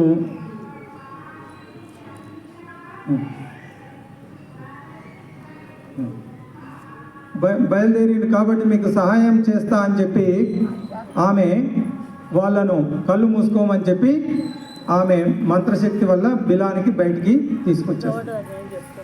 ఆ విధంగా చావు తప్పి బయటకు వచ్చేస్తారు. అక్కడ నుంచి నడుచుకుంటూ సముద్ర తీరానికి చేరుకుంటారు, రామేశ్వరం. ఇక అక్కడ వెళ్ళడానికి ఏమి లేదు, మొత్తం సముద్రమే. ఏం చేయాలి, ఇక్కడ వరకు వచ్చేసినాము, ఇప్పుడు ఎట్లా ఏం చేయాలి, మొత్తం సముద్రమే ఉంది. అయ్యో ఏం చేద్దామని చెప్పి ఏడ్చుకుంటూ సముద్ర తీరంలో కూర్చుంటారు. ఇక అంగదుడి విచిత్రమైన స్వభావం. అంటే చనిపోతా అంటాడు, సూసైడ్. ఇంకా ఏం లేదు, ఎందుకంటే మా చిన్నాన్న మా నాన్న చనిపోయాడు, నా మీద ఎట్లా కోపం ఉంటుంది, ఇక ముందే వార్నింగ్ ఇచ్చిండు కదా, సీతమ్మని చూడకపోతే చంపేస్తాను. ఇంకా ఆయన చంపేసేది ఏముంటుంది, మనమే చచ్చిపోదాం. ప్రయోపేషన్ చేస్తా అని చెప్తాడు. వానరులంతా అవును అందరం కలిసి చనిపోదాం, ఏంటంటే నిద్రాహారాలు మాని ఇట్లే కూర్చున్నాం, ప్రాణాలు వదిలిపెట్టాం అని చెప్పి ఆ సముద్ర తీరంలో కూర్చొని మాట్లాడుకుంటూ ఉంటారు. మనకి ఏం కర్మ ఇది, ఆ అయోధ్య ఎవరు, ఆ దశరథుడి కొడుకులు ఆయన అరణ్యవాసానికి పంపడం ఏంది, వాళ్ళు ఈ అడవిలోకి రావడం ఏంది, వాళ్ళను సీతమ్మను దుర్మార్గుడు అపహరించడం ఏంది, దానికోసం మన సుగ్రీవుడు మనకు పని చెప్పడం ఏంది, మనం వచ్చి ఇక్కడ ఈ విధంగా ఉండడం ఏంది, మనకి కర్మ అని చెప్పి రామాయణం అంతా వాళ్ళు చెప్పుకుంటారు. మనకు రామాయణంలో ఒక విచిత్రమైన పరిస్థితి ఉంటుంది. ఎక్కడెక్కడ ఇక సంకటం మరణం తప్ప మనకు వేరే గతి లేదు అనే పరిస్థితిలో రామాయణం చెప్పుకోవడం జరుగుతుంది. ఇక్కడ వానరులంతా ఈ హనుమంతుడితో సహా అంగదుడు వీళ్ళంతా మళ్ళీ రామాయణాన్ని తెలిసో తెలియకో చెప్పుకుంటారు. ఈ రామాయణం అంతా చెప్పుకుంటూ ఉంటే ఇది కూడా అసలు రావణాసురుడు ఎత్తుకొని పోవడం ఏంది, దానికి ఎదురుగా ఎవరు, జటాయువు పోరాటం చేసిందట, జటాయు చనిపోవడం ఏంది, ఆ తర్వాత ఇవన్నీ మాట్లాడుతూ ఉంటే అక్కడే పక్కనే ఉన్న ఒక పర్వతం పైన ఉన్నటువంటి సంపాతి, జటాయువు బ్రదర్, ఆయన రెక్కలు సూర్యుని తాకాలని ఎగిరితే రెక్కలు కాలిపోయి పడిపోతుంది. దానికి ఎగరడానికి చేత కాదు, ఇప్పుడు రెక్కలు ఉండవు. కానీ సంపాతికి సోదరుడు బ్రదర్ ఆ పర్వతం పైనే ఉండి మృగాలను దగ్గరికి వస్తే వాటిని తిని బతుకుతూ ఉంటుంది. అది వింటూ ఉంటుంది, వీళ్ళంతా చనిపోతామని అనుకుంటూ ఉంటారు కదా, అబ్బా నాకు చాలా రోజుల తర్వాత ఆహారం లభిస్తూ ఉంది, వీళ్ళంతా చనిపోతే వీళ్ళందరినీ తిని కడుపు నింపుకోవాలని చెప్పి అది చూస్తూ ఉంటుంది. చాలా రోజులైంది ఆహారం దొరకక. కానీ సంపాతి ఈ రామాయణాన్ని మాట్లాడుతూ ఉండగానే వెంటనే, అరే ఎవడ్రా మీరంతా, నా సోదరుని పేరు సంపాతి జటాయు గురించి మాట్లాడుతూ ఉన్నారు, మీరు ఎవరు, నా తమ్ముడికి ఏం జరిగింది అని చెప్పి తెలుసుకుంటారు. వాళ్ళు విషయం అంతా చెప్తారు. ఓహో నా తమ్ముడు ఈ విధంగా మరణించిండా, నాకు కనిపిస్తూ ఉంది పరమ దుర్మార్గుడైనటువంటి రావణాసురుని లంక. ఈ పక్షులు ఎట్లా ఉంటాయంటే, ఇది జటాయువు, ఈ సంపాతి, ఈ ఈగల్ ఫ్యామిలీ, ఇవి చాలా దూరం పైకి కొన్ని కిలోమీటర్ల దూరంలో నుంచి భూమి మీద ఉన్న చిన్న గుండు సూదిని, చిన్న క్రిమి కీటకాన్ని కూడా చూడగలిగే శక్తి కొన్ని వందల కిలోమీటర్ల దూరం చూడగలుగుతాయి, వేల కిలోమీటర్ల పైకి ఎగరగలుగుతాయి. ఆ శక్తి ఆ పక్షులలో రాజు. సో అది నాకు కనిపిస్తూ ఉంది, సీతమ్మ లంకలో ఉంది అని చెప్తారు. రావణాసురుడి లంక అది నాకు కనిపిస్తూ ఉంది అని ఆ సంపాతి చెప్పి వీళ్ళకు ఇప్పుడు సీతమ్మ గురించి స్పష్టంగా తెలిసింది. కానీ పెద్ద సంకటం వచ్చింది. లంక 100 యోజనాల దూరంలో సముద్రంలో ఉంది. మరి ఎవరు సముద్రం 100 యోజనాలు దాటి లంక చేరి సీతమ్మను చూసి రావాలి? ఆ కోతులన్నీ కూర్చుంటాయి. అయ్యో మళ్ళా సీతమ్మ జాడ తెలిసినా కూడా ఇది ఒక విపరీతమైన పరిస్థితి ఉంది కదా, కొన్ని కోతి లక్షణాలు ఉంటాయి కదా, ఒకరైతే ఎగిరి దుంపుతారట, చాలా కామెడీ ఉంటుంది. నేనైతే 100 యోజనాలు వెంటనే దూకగలుగుతా అని, ఎందుకు ఇప్పుడు దూకాలనిపిస్తలేదు. విచిత్రంగా కోతులు కదా మాట్లాడుతూ ఉంటాయి. అంగదుడు అంటాడు, నేనైతే దూకి వెళ్ళగలుగుతా కానీ మళ్ళీ వెనకకు రావడం నాకు చేత కాదు. ఇక జాంబవంతుడు అంటాడు, నా వయసులో ఉన్నప్పుడైతే దూకి వచ్చేవాడిని, ఇప్పుడు ముసలోని అయిపోయినా నా వల్ల కాదు. హనుమంతుడు ఒక్కడే ఏం చేయాలని చెప్పి కూర్చొని ఉంటాడు. అప్పుడు జాంబవంతుడు హనుమంతుని దగ్గరికి వెళ్ళి, హనుమ నీవేమయ్యా ఇలా కూర్చోవడం, నీ శక్తి నీకు తెలియదు. చిన్నప్పుడు పుట్టగానే నువ్వు సూర్యుణ్ణి ఒక పండుగ భావించి సూర్యుణ్ణి మింగడానికి నువ్వు ఆకాశంలోకి ఎగిరితే, సూర్యుణ్ణి మింగుతూ ఏదో గ్రహం వస్తూ ఉంది, సూర్యుని మింగితే ప్రపంచంలో అల్లకల్లోలం, లోకాలన్నీ అల్లకల్లోలం అయిపోతాయని చెప్పి ఇంద్రుడు తన వజ్రాయుధంతో నీ పైన దాడి చేస్తే ఆ పసిపిల్లవాడుగా ఉన్నప్పుడే నువ్వు నేలపైన పడి మూర్ఛపోతే మీ తండ్రి వాయుదేవుడు దానికి కోపగించి ప్రపంచంలో ప్రాణి కోటిని స్తంభింపజేస్తా అని చెప్పి వాయువు స్తంభించిపోతే అంటే వీయకుండా ఉంటే ప్రాణులన్నీ బిక్కుమని కొట్టుకొని ప్రాణాన్ని కోల్పోయే పరిస్థితి ప్రళయం ఏర్పడితే దేవతలంతా వచ్చి నిన్ను వాయుదేవునికి మళ్ళీ మేము హనుమంతుని బతికిస్తాము, హనుమంతునికి ఏమీ జరగలేదని సకల దేవతలు వరాలను ప్రసాదించి, అయితే చిన్నపిల్లవాడు కాబట్టి ఈ అద్భుతమైన శక్తి చిన్నప్పుడే ఉంటే ఇలాంటి అల్లరి చిల్లర పనులు చేయొచ్చు. హనుమంతుడికి వయస్సు యుక్త వయస్సు వచ్చిన తర్వాత ఎవరైనా హనుమంతుని శక్తిని తెలియజేస్తే మళ్ళీ హనుమంతునికి పూర్వ శక్తులు వస్తాయి అని చెప్పి వాళ్ళు చెప్పడం నాకు తెలుసు అని జాంబవంతుడు హనుమంతునికి తన నిజమైనటువంటి శక్తి రహస్యాన్ని తెలియజేయగానే వెంటనే హనుమంతునికి దివ్య శక్తులు ఆయన అనుభూతి చెందినటువంటి ఒక అద్భుతమైనటువంటి క్షణం. హనుమంతుడు జై బజరంగ్ బలి, జై బోలో మహాబలి హనుమాన్కి. ఇప్పుడు హనుమంతుడు తన శక్తి తను తెలుసుకున్నవాడు హనుమంతుడు, తన శక్తి తాను తెలుసుకోలేని వాడు అనామకుడు. స్వామి వివేకానంద చెప్తాడు, infinite energy, infinite knowledge is there in every human being. ప్రతి వ్యక్తిలో అనంతమైనటువంటి శక్తి సామర్థ్యాలు జ్ఞానము నిక్షిప్తమై ఉన్నది. అది రియలైజేషన్ ఎవరు అవుతారో, ఆత్మ సాక్షాత్కారాన్ని ఎవరు పొందగలుగుతారో వాళ్ళు వాళ్ళ శక్తి సామర్థ్యాలను తెలుసుకోగలుగుతారు అని చెప్పడం. ఇది ప్రతి ఒక్కరూ హనుమంతులే. ఎప్పుడు నీ శక్తి నువ్వు తెలుసుకుంటే నువ్వే హనుమంతుని. శక్తి తెలుసుకోలేకపోతే జీవితాంతం అంతే. ఇప్పుడు మా తండ్రి లంక బింతే నాకు అప్పగించిపోయిండు, అది ఇంట్లో పాతి పెట్టిండు, నేను తెలుసుకోలేకపోతే అదే అలాగే ఉండిపోతుంది. అట్లా భగవంతుడు మనకు అద్భుతమైన శక్తి సామర్థ్యాలను అందరికీ ఇచ్చిండు. అది గ్రహించిన వాళ్ళు తప్పకుండా మహాత్ములు హనుమంతులు కాగలుగుతారు. ఇది ఇందులో ఉన్నటువంటి రహస్యం. మనము హనుమంతులమే, మన శక్తి మనం గుర్తిస్తే మనము హనుమంతులమే. ఆ విధంగా హనుమంతుని యొక్క అద్భుతమైనటువంటి శక్తి ఇప్పుడు బయటికి వచ్చింది. ఇక నుంచి జరిగేదంతా మహాద్భుతం జరగబోతుంది.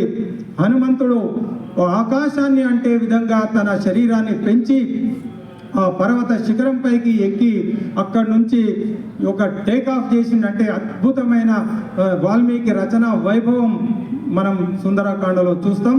సుందర అంటే ప్రతి ఒక్కటి సుందరమే. సుందరమైనటువంటి హనుమంతుని స్వరూపం అద్భుతంగా సుందరం. ప్రతి అంగుళం సుందరకాండ అంతా సౌందర్యమే సౌందర్యం. లంకానగరం సౌందర్యం, సీతమ్మ సౌందర్యం, మొత్తం అసలు సుందరకాండ మొత్తం సౌందర్యమే.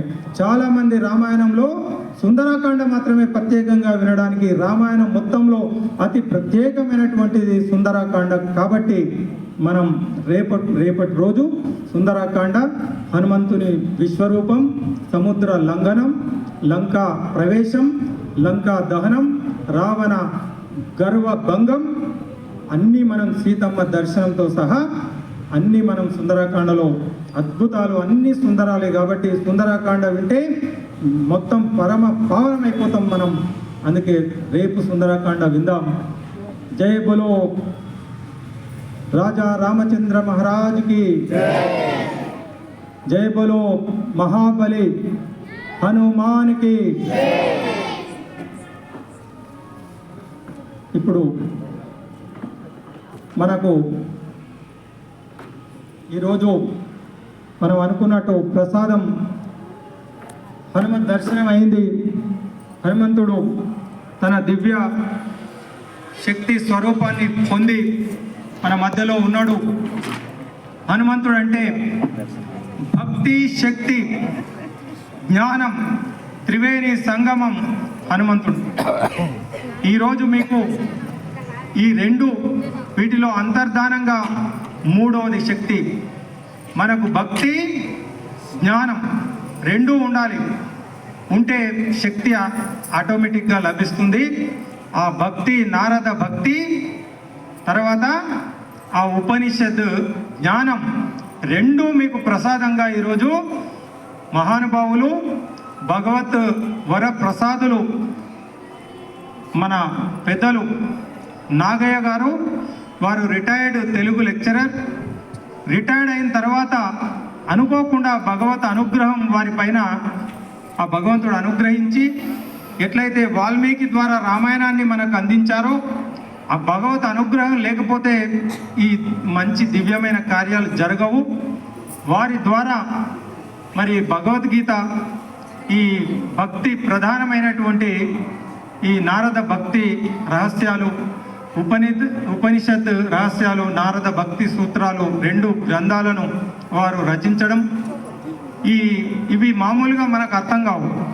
అందరికీ అర్థమయ్యే విధంగా సరళంగా సులభంగా వాటిని మనకు వారు సంకలనం చేసి వారు ఈ మన పరమ పవిత్రమైన రామ కథ ఈ ప్రదేశంలో మహాభక్తులైనటువంటి మనందరికీ అందిస్తే వాటికి ప్రయోజనం ఉంటుందని చెప్పి వారు మన వద్దకు రావడం. ఇప్పుడు మన నాగయ్య సార్ను మనం నిన్ననే అనుకున్నాం, హనుమంతుడు మనకు కనిపించడు, కానీ కనిపించే హనుమంతులు మన మధ్యలో ఉన్నారు. అలాంటి ఒక మహా అద్భుతమైనటువంటి వ్యక్తి హనుమంతుడు. అంటే నవవిధ వ్యాకరణ కోవిదులు ఎవరు మాట్లాడితే ఎలా ఉంటుందో మరి మా హనుమంతన్న ఆయన అపర వివేకానంద రిటైర్మెంట్ అయిన తర్వాత 108 కళాశాలల్లో ఇంజనీరింగ్ డిగ్రీ ఇంటర్మీడియట్ స్కూల్స్లో మొత్తం తెలంగాణ ఆంధ్ర దేశవ్యాప్తంగా వేరే రాష్ట్రాలలో కూడా వెళ్ళి అనేక జ్ఞాన యజ్ఞాలను, అనేక మోటివేషనల్ క్లాసెస్ను, పర్సనాలిటీ డెవలప్మెంట్ ఆయన రోజు చేస్తున్నది జ్ఞాన యజ్ఞం. ప్రతిరోజు 2-3 గంటలు జ్ఞానాన్ని అందరికీ పంచుతూ అక్షర యజ్ఞం కొనసాగిస్తున్నటువంటి ఆ హనుమంతుడు నిజంగా గుణవంతుడు, భగవంతుడు అన్నట్టు మాకు కనిపించే హనుమంతుడు మా హనుమంతరెడ్డి సార్.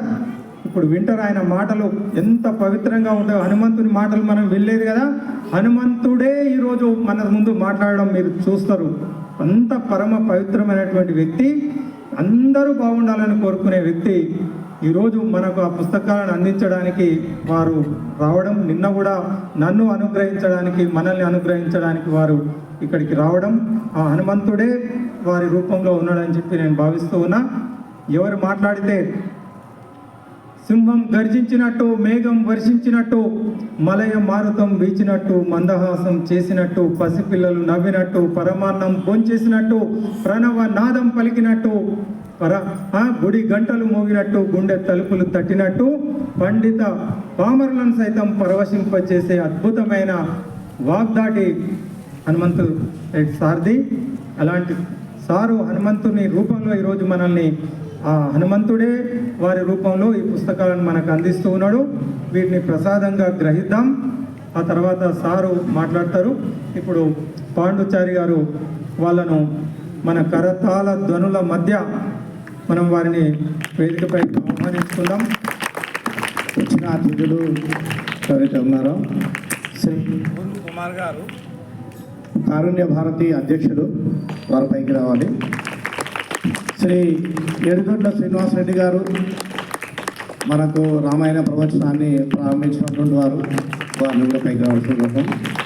శ్రీ హనుమంత్ రెడ్డి గారు, శ్రీ నాగయ్య గారు వారు కూడా పైకి రావాలి.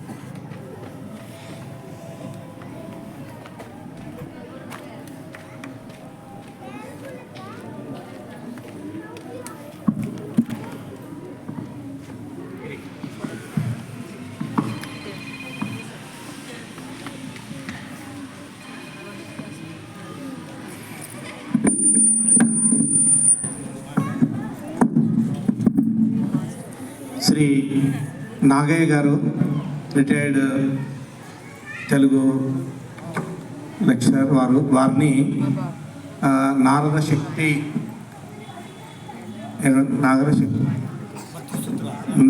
శక్తి భక్తి సూత్రాలు వారు రాశారు.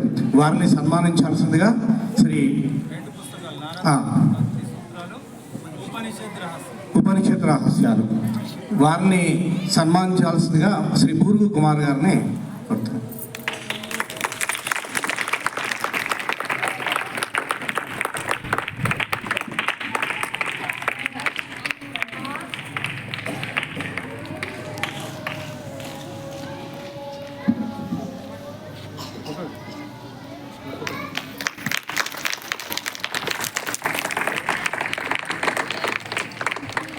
వారి పుస్తకాలను మనందరికీ కూడా ఇవ్వడం జరుగుతుంది. ఈరోజు వేదిక పైన ఉన్నటువంటి వారందరికీ కూడా ధన్యవాదాలు. ఇప్పుడు శ్రీ హనుమంత్ రెడ్డి గారు వారి సంభాషించాల్సిందిగా కోరుతున్నాం.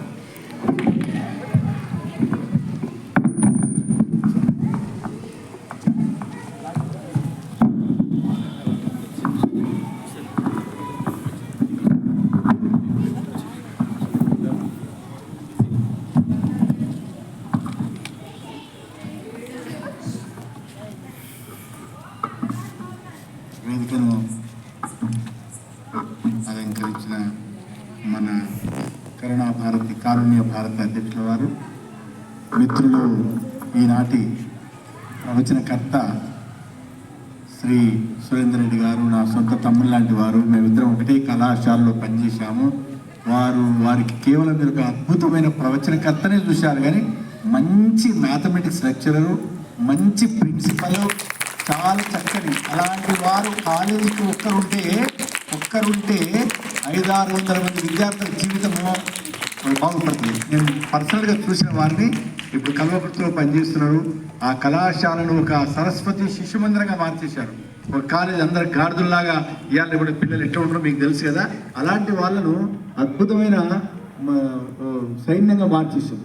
అలాంటి మిత్రుడు సురేందర్ రెడ్డి గారు మరియు ఇంకో మిత్రుడు శ్రీ ఏడుదొడ్ల శ్రీనివాస్ రెడ్డి గారు, వారు కూడా జన్మతః సరస్వతి పుత్రుడు. ఆయన కూడా ఈ విధంగా రామాయణం గురించి మాట్లాడడానికి నోరు ఇవ్వాలంటే భగవంతుడే మాట్లాడాలి. ఆ అనుగ్రహం లేని, హనుమంతుని అనుగ్రహం లేనిది అలా మాట్లాడలేదు. సో నేను వారిది కూడా విన్నాను. శ్రీడు నేను మన రాలే కానీ నేను మొత్తం ఉపన్యాసం యూట్యూబ్లో సురేందర్ పెడితే విన్నాను. Wonderful commentary and interpretation. అలాగే ఈనాడు ఈ 2 గ్రంథాలు రచించినటువంటి పెద్దలు శ్రీ నాగయ్య గారు, అందరూ రిటైర్మెంట్ అయినాక ఏం చేస్తారమ్మా, వజీఫా తీసుకున్నాక టీవీల ముందర కూర్చొని పనికిరాని సీరియల్ చూసుకుంటా, సీరియళ్ళు సగం పిచ్చోళ్ళు అయ్యేది ఈ సీరియళ్ళ వల్లనే. ఇవాళ రేపట్ల చాలామంది సైకాలజిస్ట్ ఏమంటారు తెలుసా, మా యొక్క బిజినెస్ 3 పూలు 6 కాయలు ఇచ్చింది. ఎందుకంటే సీరియల్ చూసి అత్తలు కోడళ్ళ వలన. మీకు ఆ సీరియల్ లేవో ఇక్కడికి వచ్చి వారం రోజుల నుంచి 6 రోజుల నుంచి చూడండి ఎంత చక్కని, ఎంత పుణ్యకార్యం చేస్తున్నాడు తల్లి. అలా కాకుండా ఆయన ఆ శ్రీ సుందర చైతన్యానంద వారి రచించినటువంటి భగవద్గీతను సంక్షిప్తం చేశారు, ఒక పుస్తకం రాశారు. ఎంత గొప్ప విషయం, రిటైర్ అయ్యాక అలా గడపడం. సో అలాంటి శ్రీ నాగయ్య గారు తల్లారా మీరందరూ మీరు చూస్తే నాకు ఎంతో సంతోషం అనిపించింది. ఇక్కడ చిన్న 16-17 ఏళ్ళ అమ్మాయిల దగ్గర నుంచి 80 ఏళ్ళ మాతలు, అలాగే అక్కడ ఉన్నటువంటి కొందరు మిత్రులు. ఇలాంటి సన్నివేశాలు ఇవాళ భారతదేశంలో చాలా తక్కువ. ఎందుకంటే అందరూ కూడా యూట్యూబ్లలో తిరిగి పేకాటలు, తర్వాత ఆడవాళ్ళు సీరియళ్ళు ఇట్లా అటెండ్ అయిపోయి ఇలా అయితే మంచి నిజానికి రామాయణం చెప్పడం ఎంత పుణ్యకార్యమో వినడం కూడా అంతే పుణ్యకార్యం. విన్నంత మాత్రాన్నే మనం ఈ జన్మలో చేసుకున్న సగం పాపాలు కాలిపోతాయండి. సగం పాపాలు కర్మలు దగ్ధం కావడం. మనం చాలామంది అనుకుంటాము పాపాలు చేసేటప్పుడు ఏమనుకుంటామంటే ఈ జన్మలో పాపం చేస్తే ఎప్పుడో వచ్చే జన్మలో కదా అని చేస్తూనే ఉంటాం. అయితే నిజంగా కూడా అది కాదు. ఇక్కడి కర్మ ఇక్కడ అనుభవించాల్సిందే, ఇప్పటి కర్మ ఈ జన్మలో అనుభవించాల్సిన సంబంధం తెలియదు. మీరు చాలామంది మరణించేటప్పుడు చూడండి, మన పెద్దలు ఏమంటే అరే మంచి సునాయాసమైనటువంటి అనాయాసమైన మరణం రావాలని మనం కోరుకుంటాం. అంతే కదమ్మా మనం కోరుకునేది. ఆ మరణం ఎప్పుడు వస్తుందంటే మన కర్మలన్నీ ఇక్కడే కాలిపోయినప్పుడు, మన పాపాలని అసలు పాపం చేయకపోతే. మనం చాలాసార్లు అనుకుంటాం నాకు తెలిసిన కాడికి ఏం పాపం చేయలేదయ్యా, నేను ఎవ్వరికి అన్యాయం చేయలేదు అనుకుంటాం. నిజంగా చేయలేదా? శారీరకంగా ఎవరికి అన్యాయం చేయకుండొచ్చు, ఎవరు కొంపలు ఉంచకుండొచ్చు, ఎవరి ఆస్తి దోచుకోకుండొచ్చు, కానీ మాట ద్వారా కూడా ఎవరి మనసును ఒప్పించలేదా, ఎవరిని పరుషంగా ఒక మాట మాట్లాడలేదా, గాయపరచలేదా, అది కూడా పెద్ద పాపమే. సరే కొందరు ఉంటారు, నేను మాట ద్వారా కూడా ఎవరిని గాయపరచలేదు బిడ్డ, నేను చిన్నప్పటి నుంచి ఇట్లనే ఉన్నా, ఓకే వెరీ గుడ్, ఎవరి ఆస్తి దోచుకోలేదు, నిజమే. ఇంకొకటి మనసు ద్వారా చేయలేదా? మనసు ద్వారా అంటే ఒక మైండ్లోకి ఒక చెడ్డ ఆలోచన వచ్చింది. ఒక మంచి అందమైన అమ్మాయిని చూస్తే రావణాసురులాగా, అరే ఈ అమ్మాయి నాకు చెందింటే బాగుండని ఆలోచన వచ్చిందని చేసినట్టే. మనసులోకి వచ్చిందంటే మన శరీరంతో చేసినట్టే. అవి ఎంతమందిని చేసింటాం? ప్రతి ఒక్కరం చేసింటాం. అందుకని జీవితం అనేది దేని మీద ఆధారపడుతుందంటే, రామాయణం వింటే ఏమొస్తుందంటే మనసు పవిత్రమైపోతుంది. ఏంటి పవిత్రమైపోతుంది? మనసు పవిత్రమైపోతుంది. మనసు పవిత్రం అంటే చెడు ఆలోచనలు రావు. ఏ ఇంట్లో రామాయణం పుస్తకాన్ని రోజు, వారానికి ఒక్క రోజు అందరు కుటుంబ సభ్యులు కలిసి ఒక 5-6 పేజీలు చదువుకుంటే, ఒక చాప్టర్ చదువుకుంటే ఆ ఇల్లు నందనవనం. ఎందుకంటే ఇవాళ చూస్తున్నాం తల్లులారా, తల్లిదండ్రులను రోడ్ల పాలు చేసి, అనాథ శరణాలయం కాదు, వృద్ధాశ్రమాలు కాదు, అసలు ఇంట్లోకెళ్ళి ఈడ్చి బయట పడేసి, ఎవరు పేదోళ్ళు కాదు, పేదోళ్ళు చాలా భక్తితో చూసుకుంటారు వాళ్ళ పెద్దవాళ్ళను. బాగా డబ్బులు సంపాదించిన వాళ్ళు లంచాలు తిని పిల్లలను పట్టించుకోకుండా, భార్యను పట్టించుకోకుండా వాళ్ళ కోసమే సంపాదించి రాత్రి మొదలు సంపాదించేస్తే ఆఖరికి వాడు ఏమైందంటే వాడు వాడిని పట్టించుకోరు. ఏదో వాడిని కాలేజీలో డిగ్రీలో వేస్తారు, అదే లంచాలు తిని బాగా పెద్ద పెద్ద కాస్ట్లీ 2 లక్షలు 3 లక్షలు పెట్టి వాడిని ఉద్యోగ దాంట్లో కాలేజీలో చేర్చింటాడు. వాడు ఏమైంటాడంటే లంగల జత దొంగల జత బట్టి, తండ్రి కూడా లంగనే దొంగనే, గవర్నమెంట్ నుంచి ఇంజనీర్ అయింటాడు, ఎలక్ట్రిసిటీ డిపార్ట్మెంట్ పనిచేసింటాడు, పేదవాళ్ళని ముంచింటాడు, సంపాదించింటాడు. ఆఖరికి వీడు ఏమైందంటే తండ్రి తనను పట్టించుకోలేదు. ఎప్పటికీ మంచి, ఇప్పుడు సరస్వతి శిశు మందిర్ లాంటి ఒక మంచి చక్కని అట్లాంటి మందిరాలు చదివిస్తే ఏమొస్తుంది? పెద్దలను గౌరవించాలి. అమ్మ నాన్ననే దేవుడు, నానమ్మ అమ్మమ్మ తాతయ్య గారు వీళ్ళకి దైవ సమాధి ఇలాంటి సంస్కారం లేకుండా ఎన్ని డిగ్రీలు చదివి ఏం చేస్తున్నాం? అరే అంతకంతకు సంపాదించి నాకు పెట్టాలి. తండ్రి ఆ కొడుకుకు లంచాలు తెచ్చి ఆ ఫీజులు కట్టేటప్పుడు ఏమనుకుంటాడు? ఇంతకంటే వీడు ఒకటే పిల్లలకు మనం పెట్టే లక్ష్యం ఏముంది? ఇలా బాగా సంపాయాలి బిడ్డ, నువ్వు వరకట్టం తీసుకురావాలి, సంపాదించాలి. అంతేగాని సౌశీల్యవంతులకు రామునిలాగా రామలక్ష్మణుడు భరత శత్రుఘ్నులు ఎంత సౌశీల్యవంతులు ఉన్నారు, ఆ తల్లులను ఎంత ప్రేమతో చూసుకున్నారు. ఇలాంటి సంస్కారం ఎప్పుడు వస్తుందంటే, ఎన్ని డిగ్రీలు పిహెచ్డీలు ఎంఏలు చేసినా రాదు రాదు రాదు. ఏముంది? పనికిరాని చెత్త కథలు ఆ పుస్తకాల్లో. గవర్నమెంట్ ఎందుకు? గవర్నమెంట్ ఏం చేస్తుందంటే సెక్యులరిజం, దేవుని గురించి చెప్పొద్దు, రాముని గురించి చెప్పొద్దు. మనం దాంట్లో గ అంటే గణేశుడు, ఉంటే ఆ అంటే అమ్మ, ఆ అంటే ఆవు. అరే ఇట్లా అమ్మ ఆవు, గా అంటే గణేశుడు కాదు, గా అంటే గాడిద బెటరు. ఎందుకు? గాడిదకు మతం లేదు కదా, గణేశుడు అంటే మన హిందూ మతం గురించి చెప్పినట్టు అవుతుంది. ఎంత అన్యాయం!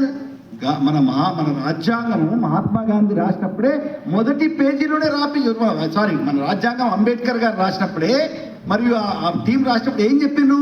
భారతదేశంలో రామరాజ్యం తప్పకుండా నెలకొల్పాలి, ఇది మన లక్ష్యం. కానీ ఈరోజు రామరాజ్యం గురించి మాట్లాడితే రామరాజ్యమా? రామాలయము అయోధ్యలో 500 సంవత్సరాలు ఆ అయోధ్యలో రామాలయాన్ని కూలగొట్టి నాశనం చేస్తే, ఈ రోజు మన దేవుని దేవుల కట్టుకుంటే కొందరు రాజకీయ నాయకులు పేర్లు చెప్పే అవసరం లేదు, మేము రామ్ రామ్ రామ్ రామ్ రామాలయం మేము వస్తే మాకు కొందరు ఓట్లు పడవు. అయ్యో ఇది హిందువులది. ఎంత అప్రాచ్యం అండి, ఎంత పాపం అండి. కనుక ఆ రామాయణం ఇంట్లో పెట్టుకోవడం చాలా మంది ఇళ్ళలో ఉంటుంది. మా ఇంట్లో ఉంది బిడ్డ అన్న రాత్రి కూడా నేను ఒక అక్కగారు అన్నారు, ఉండడం కాదు చదివిపియాలి తప్పకుండా. అరే కూర్చోండిరా, అరే తిక్కబడిపల్లరా, ఆ సీరియళ్ళ కంటే ఆ సినిమాల కంటే సురేందర్ రెడ్డి గారు చెప్తుంటే ఒక్కరన్నా కదిలిన మా చిన్న పాప వాళ్ళు కూడా ఎంత శ్రద్ధతో వింటున్నారండి. ఆ కథ వింటుంటే, ఆ కిష్కింద సుగ్రీవుని గురించి చెప్తుంటే, వాళ్ళ గురించి చెప్తుంటే, వాళ్ళందరి గురించి చెప్తుంటే ఇంతకంటే ఇంట్రెస్టింగ్. ఎందుకంటే వాల్మీకి కథ రాసినప్పుడు అందరికీ వినసొంపుగా రాశాడు ఆ కథ. కనుక అంతకంటే మంచి కథ ఉండదు. ఆ కథలో గొప్ప జ్ఞానం ఉంటుంది. కనుక ఇంతకంటే పుణ్యమేంది. కనుక విన్నంత మాత్రాన్నే మన మనసు పవిత్రమైపోతుంది. పెద్దలను గౌరవిస్తాం. అమ్మను నాన్నను ఎలా చూసుకోవాలి? ఆ కౌసల్యను, ఆ యొక్క సుమిత్రను, ఆ కైకేయిని తప్పు చేసినా కూడా ఆ కైకేయిని రాముడు కానీ భరతుడు కానీ, తర్వాత ముందు భరతుని కోపం వచ్చింది, సురేందర్ సార్ చెప్పినట్టు ముందు కోపమయ్యాడు, తర్వాత లేలే అని చెప్పి వాళ్ళు ఎంత పవిత్రం. ఆ అడవికి వచ్చి ఆ రాముడిని రావయ్యా, నువ్వు రా, నువ్వు లేకపోతే ఆ యొక్క అయోధ్య మొత్తం చీకటిమయం అయిపోయింది, నువ్వు రా అంటే ఆ రాత్రి రాముడు లక్ష్మణుడు వచ్చినటువంటి అమ్మగారి యొక్క కాళ్ళు పిసికి కాళ్ళు ఒత్తుతున్నారు. అయ్యో అమ్మలు అడవి నుంచి వచ్చారు కదా, అంత దూరం నుంచి వచ్చారు కదా. ఈ యొక్క పవిత్రమైన సంస్కారం ఎక్కడుందంటే మన హిందూ మతంలో, ధర్మంలో ఉంది. కానీ ఈరోజు ఎక్కడుంది? మన కాళ్ళు, మన పిల్లలు కనీసం కాళ్ళు మొక్కుతున్నారా? బర్త్డే అనేసరికి వాళ్ళ కాళ్ళు మనం మొక్కాల్సి వస్తుంది. అరే ఏదో తీసుకొచ్చి కేక్ కోసుకొచ్చి ఉప్పని ఊతి అయిపోయేవాడు. అరే బర్త్డే అంటే ఏందిరా? నీ యొక్క సంస్కారం ఏంది? పెద్దలను గౌరవించాలి, మన దేశం గురించి ఆలోచించాలి. కేవలం నీ గురించి, నీ కడుపు గురించి, నా కోసమే నేను బతుక. తల్లులు చూసిన పెళ్లిళ్ళ ఎవరికే కొడుకులు, పెళ్లి లేని మరుక్షణము అన్నదమ్ములు, సొంత అన్నదమ్ములు పోట్లాడుతున్నారు. మనం చూస్తాం. ప్రాపర్టీల కోసం హత్యలు చేసుకుంటున్నారు. ఎన్నో దగ్గర నుంచి చూస్తున్నాం సంఘటనలు. కనుక అమలు మనం ఇంతమంది, మీరు ఎంత పుణ్యకార్యం చేస్తున్నారు, కానీ మీరు ఒక్కరు వస్తే సరిపోదు. నిజానికి మన ఇంట్లో ప్రతి ఒక్కరిని తీసుకురావాల్సింది. ఎందుకనో వాళ్ళు రాలేదు. ఎందుకంటే దానికి కూడా భగవంతుడు ఆ యొక్క సంకల్పం ఇవ్వాలి, వాళ్ళకి ఇవ్వలేదు. కానీ మీరు చెప్పండి, ఇది చేస్తేనే మీ కుటుంబం, ముఖ్యంగా పెద్దవాళ్ళకు రక్షణ కావాలంటే భారతదేశం వెనకటికి ఎట్లా ఉండే, మొత్తం ఏమంటారు దాన్ని, కంబైన్డ్ ఫ్యామిలీ ఉండే. ఉమ్మడి కుటుంబం ఉండే. ఈరోజు ఉమ్మడి కుటుంబం అంటే డెఫినేషన్ మారిపోయింది, నిర్వచనం మారిపోయింది. ఉమ్మడి కుటుంబం అంటే ఈరోజు ఏంటంటే భార్యాభర్త కలిసి ఉంటే ఉమ్మడి కుటుంబం, కలిసి ఉంటే. ఎందుకంటే భార్య ఎక్కడో కర్నూలు పాలమూరులో పనిచేస్తుంటది, భర్త పోయి హైదరాబాద్లో పనిచేస్తుంటాడు. ఇద్దరు ఎప్పుడో విడిపోయింది. వాళ్ళు కలిసి ఉన్న జాయింట్ ఫ్యామిలీ అని అంటది ఇంగ్లీష్లో. జాయింట్ ఫ్యామిలీ ఎవరంటే విడాకులు తీసుకోకుండా కలిసి ఉన్నారు. అంత దురదృష్టకరమైన పరిస్థితి ఈరోజు. కాబట్టి అందరికి ఆయన సురేందర్ గారు చెప్పారు కదన్నా, ఏకపత్ని వ్రతం అంటే ఆ రోజుల్లో ఒకరొకరు 10 మంది 15 మందిని చేసుకోవడం ఆచారం రాజులలో. మరి కానీ రాజయ్యుండి కూడా ఒకటే ఏకపత్ని అనేది ఆ రోజులో అంత స్పెషాలిటీ. ఈరోజు మన రాజ్యాంగంలో ఓకే ఏకపత్ని అనేది మనకి ధర్మం. ఈరోజు దేశంలో నరేంద్ర మోడీ గారి ప్రభుత్వం వచ్చిన తర్వాత భారతదేశంలో ప్రతి ఒక్కరు కూడా ఏకపత్ని వ్రతం ఉండాల్సిందే అని. కానీ కొందరు మాత్రం బహుభార్యాత్వము, కొందరు మాత్రం అది కాదు అని చెప్పి చేయబోతున్నారు. ముందు తప్పకుండా మనం రేపు ఓట్లు ఎలక్షన్స్ రాబోతున్నాయి తల్లులారా. మనము కులం గురించి ఆలోచించకుండా, డబ్బులు తీసుకోకుండా, మన చుట్టుపక్కల ఉన్న కూడా దేశం ఎవరి చేతిలో ఉంటే కరెక్ట్గా ఉంటుంది. ఈ దేశం పక్కన ఉన్నటువంటి శత్రు రాజ్యాలు మన దిక్కు చూసి గడగడ వణికేటట్టుగా ఈరోజు దేశం తయారవుతుంది. కనుక ఓట్లు ఎవరికి వేయాలో నేను బయటికి చెప్పను, మీకు తెలుసు. ధర్మంగా, హృదయపూర్వకంగా ఆ రామును తలుచుకొని ఓటే, ఆ రామాలయం కట్టుకోవడానికి ఓటేసి. కనుక తల్లారా విషయాలు చెప్తూ నేను మరొకసారి మీతో మనవి చేస్తుందంటే, ఆలోచన ద్వారా కూడా ఒక తప్పుడు ఆలోచన చేసినామంటే కర్మం చేసినట్టే. అరే ఆమె బంగారు బొద్దుకుంది కదా, నాకు వచ్చింటే బాగుండు కదా. అరే వాడు 4 అంతస్తులు కట్టుకుంటా, నా ముందులే గుడిసెలో ఉండే 4 అంతస్తులు కట్టుకుండు. అరే వీడు ఉండబోయే, నాకు వచ్చింటే అయిపోయా, పాపం చేసినాం అంతే. నువ్వు దానికి ఎన్ని దాన్ని అనుభవించాల్సిందే. కనుక తల్లులు మనం ఏం కోరుకోవాలి పొద్దుగాలంటే, దేవుని మొక్కేటప్పుడు మరి ఎందుకు మొక్కుతాం దేవుని మొక్కకం కోరికల కోసం కాదు, ఒక్క కోరిక కోసం. ఏంటి ఆ ఒక్క కోరిక అంటే, నా మనసును పవిత్రంగా ఉంచు, నా మనసులోకి ఎటువంటి చెడు ఆలోచన రానియక స్వామి, ఇది కోరుకుంటే చాలు. అప్పుడు జీవితం పవిత్రంగా ఉంటుంది, చక్కని ఐశ్వర్యం వస్తుంది. ఐశ్వర్యం అంటే ఏంటండి? భార్య భర్త ఇంట్లో ఉన్న కుటుంబం అంతా కలిసి కనీసం ఒక్క పూట మంచిగా చక్కగా భోజనం చేయడము, భోజనం చేసేటప్పుడు మంచి విషయాలు మాట్లాడుకోవడము, భోజనం చేసేటప్పుడు ఈ ప్లేట్లోకి నాకు భోజనం వచ్చింది కదా, రైతులకు ఆ రైతులను బ్లెస్ చేయడం. ఎంతమంది రైతులు కష్టపడితే నా ప్లేట్లోకి భోజనం వచ్చింది నా తల్ల అని వాళ్ళందరినీ ఆశీర్వదించాలి, ధన్యవాదాలు చెప్పాలి, భగవంతునికి ధన్యవాదాలు చెప్పాలి. అంతేగాని లట్ట తినకం కాదు మనం, అది ఒక ప్రసాదం కదా. పెద్దలు ఏం చేసేవారు, వెనకటికి గాయత్రి మంత్రం జపించి ధన్యవాదాలు చెప్పి. వేరే మతాల వాళ్ళు చేస్తున్నారు, క్రైస్తవులు చేస్తారు. ప్లేట్లకు భోజనం వస్తే థ్యాంక్ యూ, ఓ దేవుడా నా ప్లేట్లోకి ఈ భోజనం వచ్చినందుకు థ్యాంక్ యూ మనం చెప్తాం. ఎప్పుడో మర్చిపోయినాం. కనుక అనుక్షణము ఇగో అంత పెద్ద తల్లి ఉన్నది, వారికి 70 ఏళ్ళు 80 ఏళ్ళు ఉండే ఆరోగ్యంగా నడిచి వచ్చింది. కనుక భగవంతుడికి ఆహా స్వామి నాకు ఇట్లా ఆరోగ్యం ఇచ్చినందుకు ధన్యవాదాలు. అనుక్షణము దేవునికి కృతజ్ఞత ఉండడమే మనం చేయాల్సింది. అప్పుడు గుడులకు మనం వెళ్ళాల్సిన అవసరం లేదు, గుడి మన దగ్గరికి వస్తుంది, రాముడే మన దగ్గరికి వస్తుంది, హనుమంతుడే మన ఎంబడుంటాడు. మనం పోయి ఎక్కడనో తిరుపతి పోయి కష్టపడిపోయి ఇంకా మోకాల నొప్పులు ఎక్కువ తక్కువ తెచ్చుకునే అవసరం లేదు. మనం పవిత్రమైన ఆలోచనలు ఉంటే భగవంతుడే, మనం ఎక్కడుంటే అక్కడే దేవాలయం. మనం దేవాలయాలకు పోయే అవసరమే లేదు. అంత రష్లో అంత కష్టపడి లేపట్ల మనం పైసలు వేస్తే గవర్నమెంట్ తీసుకుపోయి పనికిరాని స్కీమ్లలో పెడుతుంది. నువ్వు పైసలు గుళ్ళ తీసుకుపోయి దక్షిణ వేసి ఉండలు వేస్తే ఆ డబ్బులు గవర్నమెంట్ తీసుకుపోయి మొత్తం పనికిరాని చెత్త పనులకు వాడుతుంది. దానికంటే మనం ఎవరు చెప్తారు మిత్రులు, మీ పక్కన ఉన్న ఏది ఏమంటుందండి గోశాలకు వెళ్ళి అంత గడ్డి కొనిచ్చి ఆ గోవుకు పెట్టినాం అనుకోండి, ఆ గోవు కృతజ్ఞతని నిండిన కళ్ళలో మన వైపు చూస్తే మన పాపాలని కడకపోతే కదా. ఇది ఒక ఆలోచన. నాదే కరెక్ట్ అని చెప్తున్నాను, కొందరు ఒప్పుకోకపోవచ్చు. కనుక గోవుకు ఒక చెట్టుకు నీళ్ళు పోసి ఆ చెట్టు మన యొక్క కోరికలు ఆ చెట్టుకు చెప్పుకుంటే చాలు. చెట్టును కౌగలించుకొని అమ్మా అని అందుకని మన తులసి చెట్టు. ఎందుకు తులసి చెట్టు? తులసి చెట్టు దేవత ఉంటుంది. ప్రతి చెట్టు ఒక దేవతనేనంట. ఆ దేవత కదలకుండా అలా ఉండి మనం ఆశీర్వదిస్తూ ఉంటుంది. కనుక ఇంటి చుట్టూ చెట్లు పెంచడం. సో నేను ఎక్కువ సమయం తీసుకొని ఇంకా పెద్దలు మాట్లాడే వాళ్ళు ఉన్నారు. ధన్యవాదాలు. మీ అందరూ వచ్చారు, చాలా సంతోషం. పొద్దుగా ఇంతకుముందు ఆ తల్లి వచ్చి బొడ్డెమ్మ చేస్తున్నాం, ఎంత ఆనందం. బొడ్డెమ్మ వచ్చాక ముందు వచ్చిన 5-6 మంది సోదరి మండలు ఎంతో సంతోషం. ఈ చల్లని గాలి, ఈ చెట్లు, ఈ ఆర్ఎస్ఎస్ యొక్క గ్రౌండ్లో ఇంత పవిత్రమైన కార్యక్రమం. ఈ గ్రౌండ్లోకి వచ్చినంత మాత్రమే మన యొక్క పాపాలు పటాపడి. అందుకే నేను మళ్ళీ వచ్చిన ఈరోజు, రేపు కూడా వస్తా. ఎందుకంటే ఇలాంటి దాంట్లో పాల్గొనడం అనేది పెద్ద అదృష్టం. ఓకేనా? ధన్యవాదాలు. Thank you, thank you, thank you.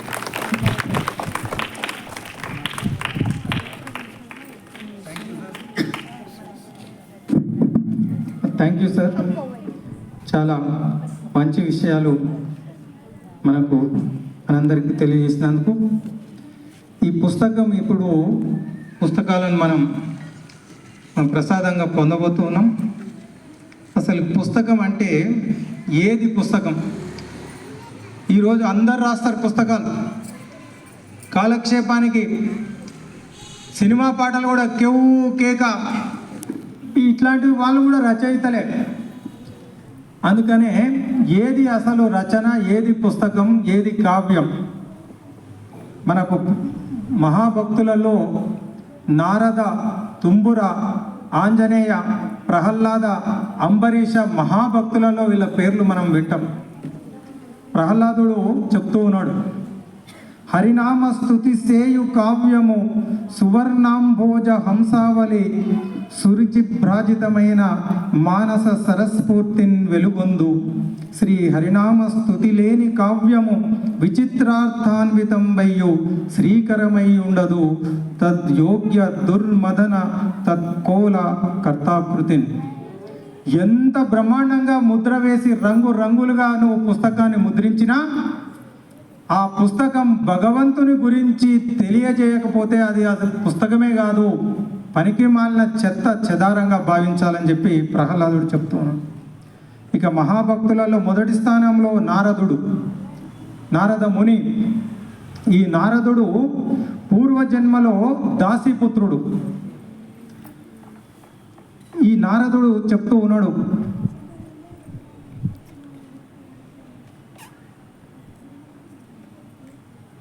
అపశబ్దంబుల కూడియున్ Hari చరిత్రాలాపముల్ సర్వ పాప పరిత్యాగము సేయు. కావునన్ హరిన్ భావించుచున్ పాడుచున్ జపముల్ సేయుచు వీనులన్ వినుచు అశ్రాంతంబు కీర్తించుచున్ తపసుల్ సాధులు ధన్యలవుదురు గదా అని చెప్పి ఈ హరినామ స్తుతి చేసేదే కావ్యము. హరినామ స్తుతి లేకపోతే అది కావ్యమే కాదు అని చెప్పి మన ప్రహ్లాదుడు చెప్పడం. ఈ నారద మహర్షి తన వృత్తాంతంలో మొదటి జన్మలో ఆయన ఒక దాసీపుత్రుడు. ఒక మహానుభావుని ఇంట్లో నారద మహర్షి తల్లి దాసిగా ఉండేది.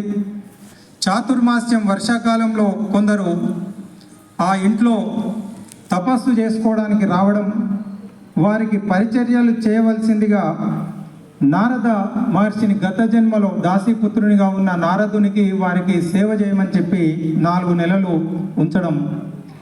వాళ్ళు కృష్ణ చరిత్రంబుల్ చదువుతూ వర్ణింపగా పాడగా ఆ రావంబు సుధారస ప్రతి అశ్రాంతమున్ వీనులన్ తోరంబై పరిపూర్ణమై మది సంతోషించి నేను అంతటన్ ప్రారంభించిది విష్ణు సేవ ప్రారంభ దురుండనే. ఆ మహానుభావులు భగవంతుని కీర్తిస్తూ ఉంటే నేను కూడా వారితో పాటు ఈ భగవద్భక్తిని ప్రారంభించాను. వాళ్ళు వెళ్తూ వెళ్తూ నాకు ఈ అనుగ్రహాన్ని ప్రసాదించి వెళ్ళడం జరిగింది. అపచారంబులు లేక నిత్య పరిచర్య భక్తియుక్తుండనై చపలత్వంబును మాని నేను కొలువగా సంప్రీతులై వారు నిష్కపటత్వంబున దీన వత్సలతతో కారుణ్య సంయుక్తులై ఉపదేశించిరి నాకు ఈశ్వర రహస్య ఔదార విజ్ఞానము. పూర్వజన్మలో దాసీపుత్రునిగా ఉన్నటువంటి నారదునికి చాతుర్మాస్యానికి వచ్చిన మహానుభావులకు సేవ చేయడం వల్ల ఆ సేవకు మెచ్చి ఆ పసిబాలుడైనటువంటి నారద మహర్షికి ఈ ఈశ్వర జ్ఞానాన్ని ప్రబోధించి వెళ్ళిపోతారు. ఆ విధంగా గత జన్మలో దాసీపుత్రుడుగా ఉన్న నారదుడు తర్వాత జన్మలో బ్రహ్మ మానస పుత్రునిగా మహాభక్తునిగా ఆవిర్భవించి తన గురించి తానే ఈ విధంగా చెప్పుకుంటూ ఉన్నాడు. అలాంటి నారద మహర్షి భక్తి అంటే ఏంటి అనే 84 సూత్రాలను మనకు నారద భక్తి సూత్రాలు వేదవ్యాసుల వారు అందించారు. వాటిని సరళ భాషలో మనందరికీ అర్థమయ్యే విధంగా, కొందరికి పూనకాలు వచ్చి కొందరికి అగరబత్తులు ముట్టించి దేవునికి గంట కొట్టి పొగబెడితే భక్తి అనుకుంటాం. అసలు నిజమైన భక్తి ఏంటి అని చెప్పి మనకు తెలియజేయడానికి నారద భక్తి సూత్రాలు అనేటివి మనకు అందించబడ్డాయి. మనం నిన్ననే చూసినాం నవవిధ భక్తులు.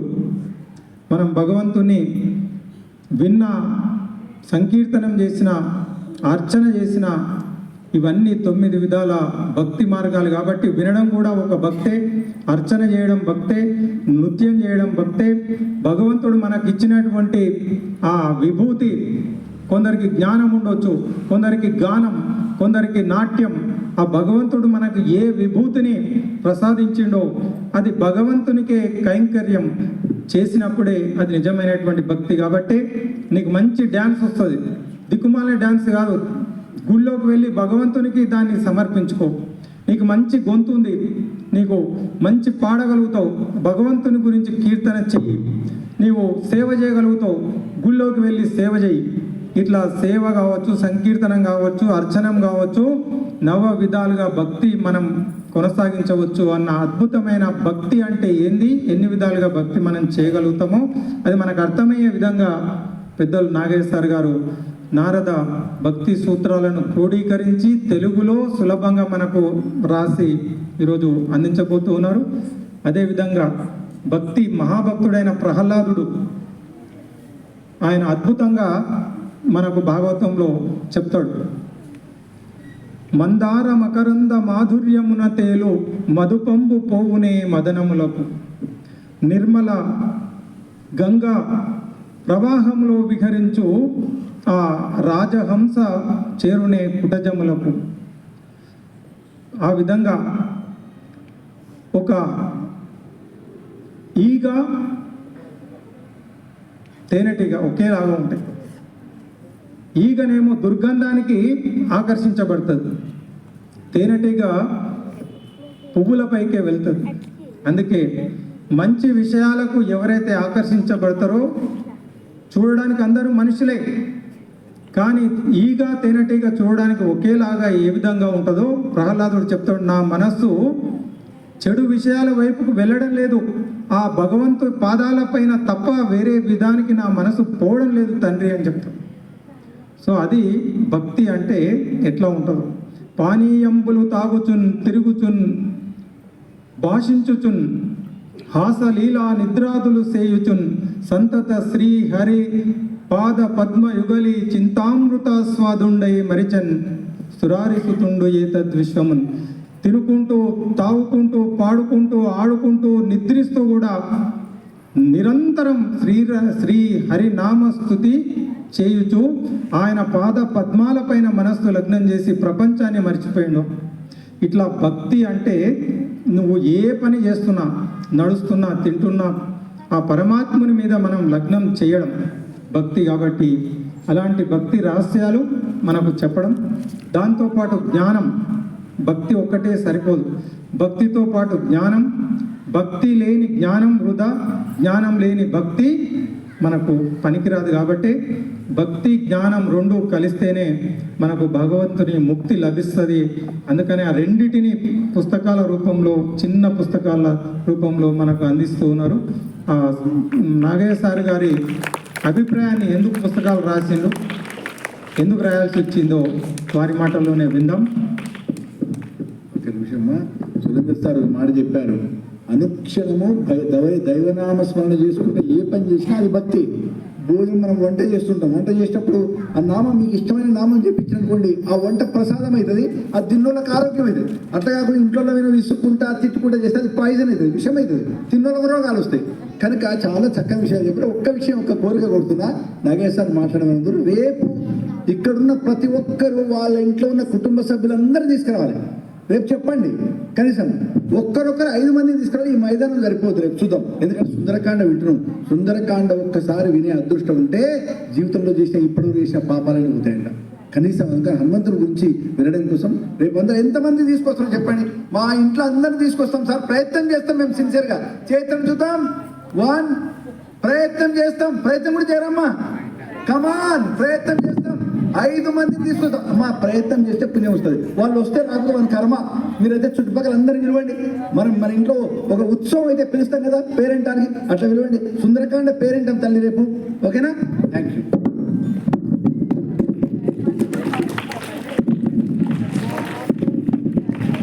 గురు బ్రహ్మ గురు విష్ణు గురుదేవో మహేశ్వర గురు సాక్షాత్ పరబ్రహ్మ తస్మై శ్రీ గురవే నమః.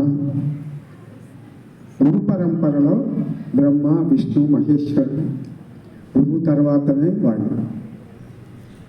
మనం వాళ్ళు ఒక దేవుడిగా భావించి గురువు కంటే ఎక్కువగా అనుకుంటాం, కానీ గురువులోనే వాళ్ళందరూ ఉన్నారనే విషయం మనం మర్చిపోవద్దు. తర్వాత ఇప్పుడు సురేందర్ రెడ్డి గారు భక్తి గురించి ఎంతో చక్కగా అర్థమయ్యే విధంగా మీ అందరికి చెప్పారు. వ్యాసుడు భాగవతాన్ని రాసే ముందు నారదుడు అక్కడికి వచ్చి ఇప్పుడు మీరు ఏం రాస్తున్నారు అని అడిగినప్పుడు నేను భాగవతాన్ని రాస్తున్నానని చెప్తాడు అనమాట. భాగవతం అనగానే మనకు గుర్తుకొచ్చేవాళ్ళు భక్తులే. భాగవతం నుండి కూడా కృష్ణునితో పాటు అందరు భక్తులే ఉంటారు. కాబట్టి ఆ భక్తి అనే ఉన్నవాళ్ళనే భక్తి అంటాం. కాబట్టి ఆ భక్తి ఎలా ఉంటుందో నారదుడు ఆ వ్యాసుడికి 84 సూత్రాలలో సంస్కృత భాషలో దేవ భాషలో ఆ యొక్క వ్యాసుడికి వివరించడం జరుగుతుంది అన్నట్టు.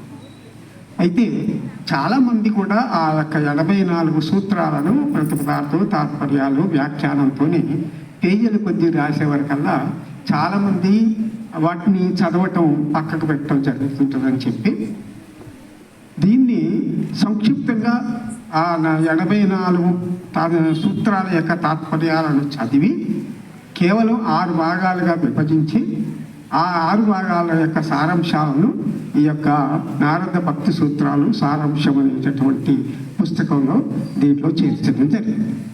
దాంట్లో భక్తి స్వరూపం ఎలా ఉంటుంది, భక్తి నిర్వచనం ఎలా ఉంటుంది, భక్తి రకాలు ఎలా ఉంటాయి, భక్తి సాధనాలు ఎలా ఉంటాయి, భక్తి యొక్క గొప్పతనం ఎలా ఉంటుంది, భక్తి యొక్క మహిమ ఎలా ఉంటుంది, ఇవన్నీ కూడా ఈ చిన్న పుస్తకంలో నా ఉద్దేశంలో మీకు అర్థమయ్యే విధంగా అనుకుంటాను. ఒకవేళ మీకు కొంచెం అర్థం కాకపోతే మరొకసారి 2 సార్లు చదివితే ఇంకా చక్కగా అర్థమవుతుంది నా పక్క. ఇది ఈ పుస్తకం యొక్క ఉద్దేశం. తర్వాత ఉపనిషత్తులు అనగానే అసలు ఉపనిషత్తులు అంటే అర్థం ఏమిటి? ఎన్నో రకాల అర్థాలు ఉన్నప్పటికీ ముఖ్యమైనటువంటి అర్థం ఏమిటంటే గురువు పైన కూర్చుంటే కింద శిష్యుడు కూర్చొని గురువు చెప్పిన వాటిని వినటమే ఉపనిషత్తు. ఆ గురువు చెప్పినటువంటి విషయాలనే శిష్యుడు వినటము, తనకేమైనా అనుమానాలు వస్తే వాటిని గురువు గారికి అడగటం, తెలుసుకోవటం, అది ఉపనిషత్తు యొక్క ఉద్దేశం. అయితే ఇక్కడ ఉపనిషత్తులు క్రీస్తు పూర్వానికంటే ముందున్నటువంటి ఆ క్రీస్తు పూర్వం ఉన్నటువంటి ఉపనిషత్తులు మనకి ఎక్కడ లభించటం కష్టంగా ఉంది. అయితే 380 ఉపనిషత్తులు అన్నారు, కానీ ఎక్కడ కూడా అవి లభించకపోవడంలో ఒక 108 ఉపనిషత్తులు మాత్రమే ఇవి కనిపెట్టడం జరిగింది. ఈ 108 ఉపనిషత్తులు కూడా క్రీస్తు పూర్వము బౌద్ధ మతం, జైన మతం, ఈ మతాలు కంటే ముందు ఉన్నటువంటి ఉపనిషత్తులు దొరకటం కష్టం. ఎందుకంటే ఈ మతాలు ఎక్కువైనా కొద్దీ ఎవరి మతానికి అనుగుణంగా ఆ యొక్క ఉపనిషత్తుల యొక్క వ్యాఖ్యానాలు రాయటం జరిగింది.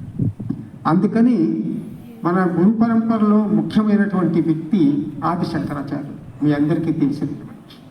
ఆ ఆదిశంకరాచార్యుల వారు ఈ యొక్క 108 ఉపనిషత్తులలో 10 ఉపనిషత్తులు మాత్రమే ఆయన తన భాషలో వ్యాఖ్యానంగా రాయటం జరిగింది. అవి ఈశావాస్య ఉపనిషత్తు, కేన ఉపనిషత్తు, మాండుక్య ఉపనిషత్తు, ఇట్లా ఐతిరేయ ఉపనిషత్తు, ప్రశ్నోపనిషత్తు, ఇట్లా 10 ఉపనిషత్తులను మొత్తం తీసుకోవటం జరుగుతుంది. కైవల్య ఉపనిషత్తు కూడా అది మోక్షాన్ని ఎలా సాధించాలో అది చెప్పడం జరుగుతుంది. వాటిని 11 ఉపనిషత్తులు తీసుకున్నారు. దీంట్లో చాంద్యోగ ఉపనిషత్తు మరియు బృహదారణ్యక ఉపనిషత్తు అని ఉపాసనకు సంబంధించిన విషయాలు. ఇవి చాలా పెద్దదైనటువంటి ఉపనిషత్తులు. వాటిని నేను చదవటం జరిగింది. నాకు కూడా నేను కొంచెం అర్థం చేసుకోవటం ఇబ్బంది పడ్డాను. అందుకని ఆ రెండింటిని ఉపనిషత్తులను పక్కకు పెట్టి మిగిలిన 11 ఉపనిషత్తులను సరళ భాషలో ఉన్న వాటిని తీసుకొని ఒక పుస్తకంగా తీసుకురావాలనే ఉద్దేశం కలిగి. అయితే ఎందుకు ఉపనిషత్తులు చదవాలి, ఏం చేయాలి? ఇప్పుడు చెప్పారు మన హనుమంత్ రెడ్డి సార్, మనం చేసే పాపాలు మళ్ళీ జన్మిస్తాము, కుక్కగా పందిగా దేనిగా మనం జన్మిస్తాం అని చెప్పండి. మీరు అందరికీ మనం కూడా అంటాం, ఏ జన్మలో ఏ పాపం చేసినామో ఈ జన్మలో ఈ విధంగా అనుభవిస్తున్నామని. అంటే దీని అర్థం ఏమిటి? మళ్ళీ మళ్ళీ జన్మలు ఎత్తుతూనే ఉంటామని అర్థం. ఎక్కువ పాపాలు చేసిన వాళ్ళు నీచ జన్మలు ఎత్తవచ్చు, పుణ్యాలు చేసిన వాళ్ళు కొంచెం మంచి జన్మలు ఎత్తవచ్చు. అసలే జన్మ లేకుండా చేసుకోవాలంటే ఏం చేయాలి? అదే చెప్పేది ఉపనిషత్తు. అసలే జన్మ లేకుండా చేసుకోవాలంటే ఆత్మ, పరమాత్మ, జీవాత్మ, వాటి ఆత్మ గురించి తెలుసుకొని ఆ జ్ఞానాన్ని సంపాదించుకొని ఆ జ్ఞానంతో పాటు ఆ భక్తిని కూడా జోడించి మనం కనుక ఆ విధంగా ముందుకు వెళ్ళినట్లయితే మళ్ళా తిరిగి మరో జన్మ లేకుండా జన్మరాహిత్యం కలిగి వెళ్తామనేది ఉద్దేశం అన్నమాట. అయితే ఈ ఉపనిషత్తులలో వేదాలలో 4 వేదాలు మీ అందరికీ తెలుసు. ఋగ్వేదము, యజుర్వేదము, సామవేదము, అథర్వణ వేదం. ప్రతి వేదంలో కూడా 4 భాగాలు ఉంటాయి. అది మొదటిది సంహిత అంటే మంత్రభాగం, రెండోది బ్రాహ్మణాలు అంటే మంత్రభాగంలో ఉన్న మంత్రాలకు అనుగుణంగా యజ్ఞాలు యాగాలు ఎలా చేయాలో బ్రాహ్మణాల్లో ఉంటుంది. మూడవది అరణ్యకాలం. అరణ్యకాలం అంటే ఉపాసన, అంటే ఒక దాని మీద ఉపాసన చేయటం. తర్వాత ఉపనిషత్తు, ఇవి జ్ఞానానికి సంబంధించి. అయితే ఈ ఉపనిషత్తులు వేదాలలో చివరి ఉన్నాయి కాబట్టి ఈ యొక్క ఉపనిషత్తులను వేదాంతములను కూడా అంటారు. అటువంటి ఉపనిషత్తులు జన్మరాహిత్యం లేకుండా చేస్తాయి కాబట్టి మామూలుగా మనం భక్తితో పూజిస్తుంటాం, చేస్తుంటాం, పుణ్యకార్యాలు చేస్తుంటాం, మళ్ళీ జన్మలు ఎత్తుతూనే ఉంటాం. అలా కాకుండా ఎవరైనా ఆ జన్మరాహిత్యాన్ని పొందగలిగితే, అప్పుడు ఆ జ్ఞానాన్ని పొందగలిగితే, ఆ జ్ఞానాన్ని ఆ యొక్క భక్తితో కూడిన జ్ఞానాన్ని పొందగలిగితే అంతకంటే పుణ్యం మరొకటి ఏముంటుంది చెప్పండి. అందుకనే ఆ యొక్క 9 ఉపనిషత్తులను కూడా అతి తేలికైనటువంటి మాటల్లో ఉన్న వాటిని ఏరి కూర్చి నేను సొంతంగా రాయలేదు, క్షమించండి. ఆ ఉపనిషత్తులలో చదివి ఎవరైతే అంత మనకు అర్థమయ్యే విధంగా రాశారో వాటిని మాత్రమే తీసుకోవటం జరిగింది. ఆ ఉపనిషత్తులన్నీ కూడా సంస్కృత భాషలో ప్రతిపదార్థం, తాత్పర్యం, వ్యాఖ్యానం కొన్ని పేజీల కొద్దీ ఆ యొక్క ఉన్నాయి. ఒక్క ఉపనిషత్తే నేను ఉదాహరణ చెప్తాను. ఉదాహరణ చాంద్యోగ ఉపనిషత్తు 550 పేజీలు ఉందండి ఒక్కటే. మరి అటువంటి ఉపనిషత్తులను తీసుకొని మనం చేయడం అంటే కష్టం కదా. అందుకని సంక్షిప్తంగా దాంట్లో ఉన్న జ్ఞానాన్ని మనం పొంది దానికి అనుగుణంగా భక్తిని జోడించి మనం కనుక చేసుకున్నట్లయితే తప్పకుండా జన్మరాహిత్యం జరుగుతుందనే ఉద్దేశంతో ఈ ప్రయత్నాన్ని చేయటం జరిగింది. ఒకవేళ ఈ పుస్తకాలు మీరు చదివి ఆ భగవంతుని దయ వల్ల మీరు జన్మరాహిత్యం పొందగలిగితే నా అంత అదృష్టవంతుడు మాట్లాడారు. ఇక్కడ ఒక విషయం ఏంటంటే ఉపనిషత్తులు చదివేటప్పుడు ఏం చేయాలి, ఎలా ఉండాలి అనేది ఒకటి విషయం. ఉపనిషత్తులలో మొదటగా శాంతి మంత్రం ఉంటుంది. ఆ శాంతి మంత్రాలు కూడా మీకు ఈ వేదాలలో దొరుకుతాయి. అది ఎక్కడి నుంచి వచ్చినాయి కాదు. అది అయిపోయింది. ఉపనిషత్తు గురించి చదివిన తర్వాత చివరికి మళ్ళీ అదే శాంతి మంత్రం చదువుకోవాలి. శాంతి మంత్రం ఎందుకు పెట్టారంటే శాంతి కంటే మించినది లేదా. ఈ ప్రపంచం మొత్తం శాంతితో వర్తిల్లాలంటే తప్పకుండా శాంతి మంత్రం. ఋగ్వేదంలో నేను కొన్ని చదివాను, కొన్ని అనువాదం చదివితే మొత్తం పంచభూతాలను ఆహ్వానిస్తూ ఉన్నటువంటి వాటి ఉన్నాయి. అంటే ఏంటి? పంచభూతాలు క్షేమంగా ఉన్నప్పుడు పంచభూతాలను మనం ఏ విధంగా కూడా ఇబ్బంది పడుతున్నప్పుడు మనకు ఉపయోగపడుతుంది. భూమి ఉంది, కల్మషం లేకుండా కాపాడుతున్నామా? ఆకాశం ఉంది, కల్మషం లేకుండా కాపాడుతున్నామా? సముద్రం ఉంది, కల్మషం లేకుండా కాపాడుతున్నామా? అంతరిక్షం ఉంది, కల్మషం లేకుండా కాపాడుతున్నామా? ఇది పరిస్థితి. ఎప్పుడైతే పంచభూతాలను మనం కాపాడుకుంటామో అప్పుడే మన జీవితం మనం ఎదుర్కొంటాం. సరే, ఇవన్నీ కూడా మనం చర్చించడం చాలా దూరం అవుతుంది. దయచేసి మీరు అర్థమైనా కాకపోయినా 1-2 సార్లు పుస్తకాలను చదవండి, జ్ఞానాన్ని సంపాదించుకోండి. తర్వాత ఇంకో విషయం ఏంటంటే, ఉపనిషత్తులలో అన్నిటికంటే ముందుగా ముందొక ఉపనిషత్తు, ముందక ఉపనిషత్తు. మొదక అంటే మీకు తెలుసు, పూజ చేసుకోండి. మరి చూడండి, చాలామంది కూడా ఋషులు కానీ వేదాలు చదివిన వాళ్ళు కానీ పూజ చేయించుకుంటారు. అంటే అవి కూడా పుణ్యం కొరకు జ్ఞానం పొందటానికి మాత్రమే ఉద్దేశంతో. అంటే ముందక మహర్షి చేసినటువంటి ఉపనిషత్తు కాబట్టి ముందక ఉపనిషత్తు అని పేరు వచ్చింది. మాండుక్య ఉపనిషత్తు అని కూడా ఉంది. మాండుక్యం అంటే కప్ప, ఆ ఋషి పేరు కూడా కప్పనే. అది మాండుక్యం. కేవలం 12 సూత్రాలు మాత్రమే ఉన్నాయి, 12 శ్లోకాలు మాత్రమే ఉన్నాయి. 12 శ్లోకాల యొక్క భావాలు తెలుసుకొని దాన్ని పాటించగలిగితే, చేయించుకోగలిగితే, ఆ జ్ఞానం పొందగలిగితే మరి జన్మ ఉంటుంది. అంత గొప్పది. అటువంటి ఆ యొక్క ఉపనిషత్తుకు ఆదిశంకరాచార్య వారి గురువు గౌడ ప్రపాదుల వారు 215 కారికలు వాటి గురించి రాయటం జరిగింది. అంత గొప్పది ఆ యొక్క ఈశావాస ఉపనిషత్తు. ఈశ అంటే తెలుసు మనకు, భగవంతుడు. ఆ భగవంతుని యొక్క పొందటానికి మనం ఎలా చేయాలి, ఏం చేయాలి, ఎట్లా మనం చేయాలి అనేది ఈశావాస ఉపనిషత్తులో ఉంటుంది. కొన్ని ఉపనిషత్తులు, కఠోపనిషత్తు అంటే నచికేతోపాఖ్యానం మీకు తెలిసిన విషయం. నచికేతుడు వాళ్ళ నాన్నను కోపాడి మన యముడి దగ్గరికి వెళ్తాడు. యముడి దగ్గరికి వెళ్తే యముడు ఆత్మ జ్ఞానం యొక్క నచికేతుని బోధించటమే కఠోపనిషత్తు. అది దీంట్లో చాలా కథలు కూడా ఉన్నాయి దీంట్లో. అంటే అర్థం కావటానికి వరకు కథల రూపకంగా చెప్పటం జరిగింది. ఒక్క విషయం ఏంటంటే, ఈ ఉపనిషత్తులు ఎంతో పూర్వకాలం నాటి కాబట్టి, క్రీస్తు పూర్వం 6వ శతాబ్దము 7వ శతాబ్దంలో ఉన్నటువంటి కాబట్టి, అప్పటి ఋషులు ఎవరో, ఏ ఋషి ఎవరికి చెప్పారో తెలియదు కాబట్టి, ఈ యొక్క దీంట్లో ఒక కథ పెట్టాడనమాట. ఒక గురువు పేరు, 2 శిష్యుల పేర్లు పెట్టి, ఆ శిష్యులు వచ్చి ఆ గురువుని అడగటము, ఆ గురువు ఈ శిష్యులకు బోధించటము, అవన్నీ ఉపనిషత్తుల రూపంలో చెప్పటం జరిగింది. తర్వాత మనము ఉపనిషత్తులు చదివేటప్పుడు వేదాలు కాబట్టి దాంట్లో కొన్ని పదాలు టెక్నికల్ వర్డ్స్ మనకు తెలియదు కాబట్టి దాంట్లో ఆ పదాలను కూడా ముందుగానే దాంట్లో ఇచ్చేయటం జరిగింది. ముందు అవన్నీ చదివిన తర్వాతనే మీరు దయచేసి ఉపనిషత్తులు చదవటం మొదలుపెట్టండి. ఇది మీరు కోరేటటువంటిది అనమాట. ఇంకొక విషయం ఏంటంటే, దీంట్లో ఒక విషయం ఏంటంటే, వేదాలు అంటే ఏమిటి, వేదాల గురించినటువంటి మామూలు జ్ఞానం. ఒక చిన్న పిల్లగాడికి కనుక మనం గురించాలి ఎట్లా చెప్తామో, ఆ వేదానికి సంబంధించిన ప్రైమరీ నాలెడ్జ్, ప్రాథమిక జ్ఞానం ఈ పుస్తకంలో ఉంది. ఉపనిషత్తుల గురించి ప్రాథమిక జ్ఞానం ఈ పుస్తకంలో ఉంది. ఒకసారి దయచేసి చదవండి. మీరు మామూలు వాళ్ళు కాదు, మీకు చెప్పాల్సినంత గొప్పగాని కాదు.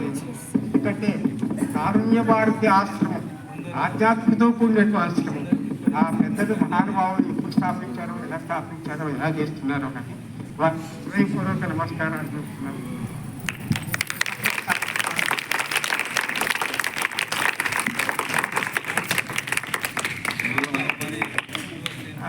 చదవండి. మీరందరూ కూడా ఒక్కసారి తప్పకుండా ఈ పుస్తకాలు చదువుతాము అనేది ఒక్కసారి మీ నోటి నుంచి అంటే ఒకసారి చదువుతాము అంటే చాలా జన్మ రాహిత్యం, మోక్షాన్ని పొందడానికి మనకు అద్భుతమైన ప్రసాదం భక్తి జ్ఞానాన్ని మనకు అందించిన నాగేశ్వర్ గారికి కృతజ్ఞతలు, ధన్యవాదం.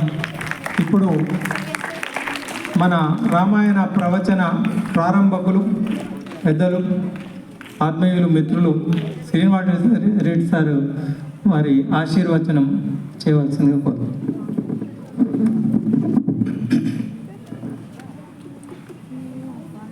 వేదిక పైన ఉన్న పెద్దలకు శ్రీరామనవమి శుభాకాంక్షలు చెప్తూ, పరమేశ్వర స్వరూపమైన సభకు నమస్కరిస్తూ, పవనసుత హనుమానికి, సీతారామచంద్ర మహారాజుకి, హరియను రెండక్షరములు హరించును పాతకములను అంబుజనాభా, హరిని నామ మహత్యము హరిహరి పొగడంగ వశమే హరి శ్రీకృష్ణ. ఇప్పటిదాకా రామాయణం గౌరవనీయులు మన సురేందర్ రెడ్డి సారు, అలాగే మిత్రుడు హనుమంత్ రెడ్డి సాబు, తర్వాత శ్రీ పుస్తకకర్త, పుస్తక రచయిత శ్రీ నాగయ్య గారు చక్కగా విషయాలు చెప్పినారు. దాన్ని కొంచెము వినడం ఒక ఎత్తే. పాడుచారు సాబ్ అంటుండు సమయం అయిపోయింది, తొందరగా ముగించండి అని. ఇక రేపు అయిపోతే ఎల్లుండి శ్రీరామనవమే వచ్చినప్పుడు కొంచెం ఫ్రీగానే కూర్చొని పోతే మేమే మీ అందరికన్నా దూరం పోవాలి. కూర్చున్న వాళ్ళమే, కింద ఉన్న వాళ్ళు దగ్గర ఉన్నోళ్ళే నాకు తెలిసి. కాబట్టి కొంచెం ఈరోజు 9 అయింది, రేపు కూడా అవుతుంది. రేపు సుందరకాండ అద్భుతంగా చెప్తాడు. రేపు ఇంతకుపూర్వం హనుమంత్ రెడ్డి సాబ్ చెప్పినట్టు కరెక్ట్గా ఈ గ్రౌండ్ పట్టకూడదు, దానికి ప్రయత్నం చేద్దాం. అనగననగ రాగమతి శైలు చునుండు, తినగ వేపతి ఏనుండు, సాధనమున పనులు సమకూరు ధరలోన. సాధనతోని అందరు రావాలని ఒక్కసారి కోరుకుంటూ చాలా దివ్యంగా ఇలా అది నడుస్తుంది. కాబట్టి రామాయణం, ఆ రామాయణానికి ఒకసారి ఇది వసంత నవరాత్రులు, లైట్లు లేకపోతే ఇంకా చాలా బాగుంటుంది వాతావరణం. నిజంగా హనుమంత్ రెడ్డి సాబ్ అన్నట్టు అద్భుతమైన ప్రదేశం. పైకి మీరు చూసినో లేదో చంద్రుడు ఎంత బాగా కనిపిస్తున్నాడో. ఈరోజు షష్ఠి, రేపు సప్తమి, ఎల్లుండి అష్టమి, బుధవారం నాడు శ్రీరామనవమి. చెట్లను చూసినా సెలయేళ్ళు చూసినా కమలాక్ష నిన్నునే కాంతు తండ్రి. కొండలు చూసినా కోనలు చూసినా నీవేగా అనిపింతువో నీరజాక్ష. పికములు పాడినా శుకములు పలికినా నీ పాటలే విందు నిర్మలాత్మ. మెరుపు తీగలలోన మేలైన కాంతులన్, మెరుపు తీగలలోన మేలైన కాంతులన్ నీ నేత్రయుగములో నేనుగాంతు. ప్రకృతి అంతయు నీవేయై పరుగుచుండ, ఎందు చూచిన శ్రీరామచంద్ర స్వామిని ఉందువయ్యా. ఆ మహానుభావునికి నమస్కరిస్తూ హనుమంత్ రెడ్డి సాబ్ చెప్పినట్టు మనం ఏ పని చేస్తున్నా భగవన్నామ స్మరణతో అన్నీ కూడా పాపాలన్నీ హరిస్తాయని మరొక్కసారి ఈ వసంత నవరాత్రుల సందర్భంగా గుర్తు చేస్తూ, దీనికి వస్తున్న మీకందరికి కూడా మరొక్కసారి నేను పిల్లలకు శుభాశీస్సులు, పెద్దలకు నమస్కారాలు తెలుపుతూ చాలా సంతోషం. రామాయణ పుస్తకం కొనాలి అని మొదటి రోజు అనుకున్నాం. ఇక్కడ రామాయణ పుస్తకాలు కూడా ఉన్నాయి. రేటు 30 రూపాయలది 40 రూపాయలే ఉన్నాయి. ఈరోజు తీసుకున్నా లేకపోతే రేపైనా తీసుకోవాలి. మొత్తం మీద ప్రతి ఒక్కరింట్లో శ్రీమద్ రామాయణ గ్రంథం ఉండాలి, చదవాలి, చదివించాలి, ఆచరించాలి. ఇది గుర్తుపెట్టుకోండి. ప్రతి ఒక్కరు కూడా గట్టి కొట్టండి చప్పట్లుగా, ఎందుకైనా మంచిది. ఎందుకంటే గుర్తుంది ఉంటుంది. మనం ఎక్కడ పోయినా రాముని గురించి, సీతమ్మ గురించి, రామాయణం గురించి చర్చించాలి. పిల్లలు, పెద్దలు, తల్లులు, తమ్ముళ్ళు, అన్నలు, పెద్ద మనుషులు అందరూ. అప్పుడే రాముడు అంటే మామూలు కాదు, అద్భుతం, దివ్యం, అత్యద్భుతం. దాని గురించి చెప్పడానికి మాటలు చాలవని మరొక్కసారి గుర్తు చేస్తూ అవకాశం ఇచ్చినందుకు మరొక్కసారి నమస్కరిస్తూ జై శ్రీరామ్, జై జై శ్రీరామ్. ధన్యవాదాలు సార్. ఇప్పుడు మన మాతృమూర్తులు మాకు తల్లులు కనిపిస్తూ ఉన్నారు. కౌసల్య, సుమిత్ర, కైకేయిలాగా, ఆ శబరి మాతలాగా ఇక్కడ వచ్చి రామాయణాన్ని మనకు వింటూ మనల్ని ఆశీర్వదిస్తూ ఉన్న ఆ మాతృమూర్తులకు మన పెద్దలు నాగయ్య సారు, ఈరోజు ఈ హనుమంత్ రెడ్డి సారు, ఆ హనుమంతుడే మనకు ఆశీర్వదించి ప్రసాదాన్ని అందిస్తూ ఉన్నట్టు హనుమంత్ రెడ్డి సార్ను, వారికి శ్రీనివాస్ రెడ్డి సారు, తర్వాత మన కారుణ్య భారతి అధ్యక్షులు వారి దివ్య చరణాల మీద ఈ ప్రసాదాన్ని అందుకోవాల్సిందిగా కోరుతున్నాం.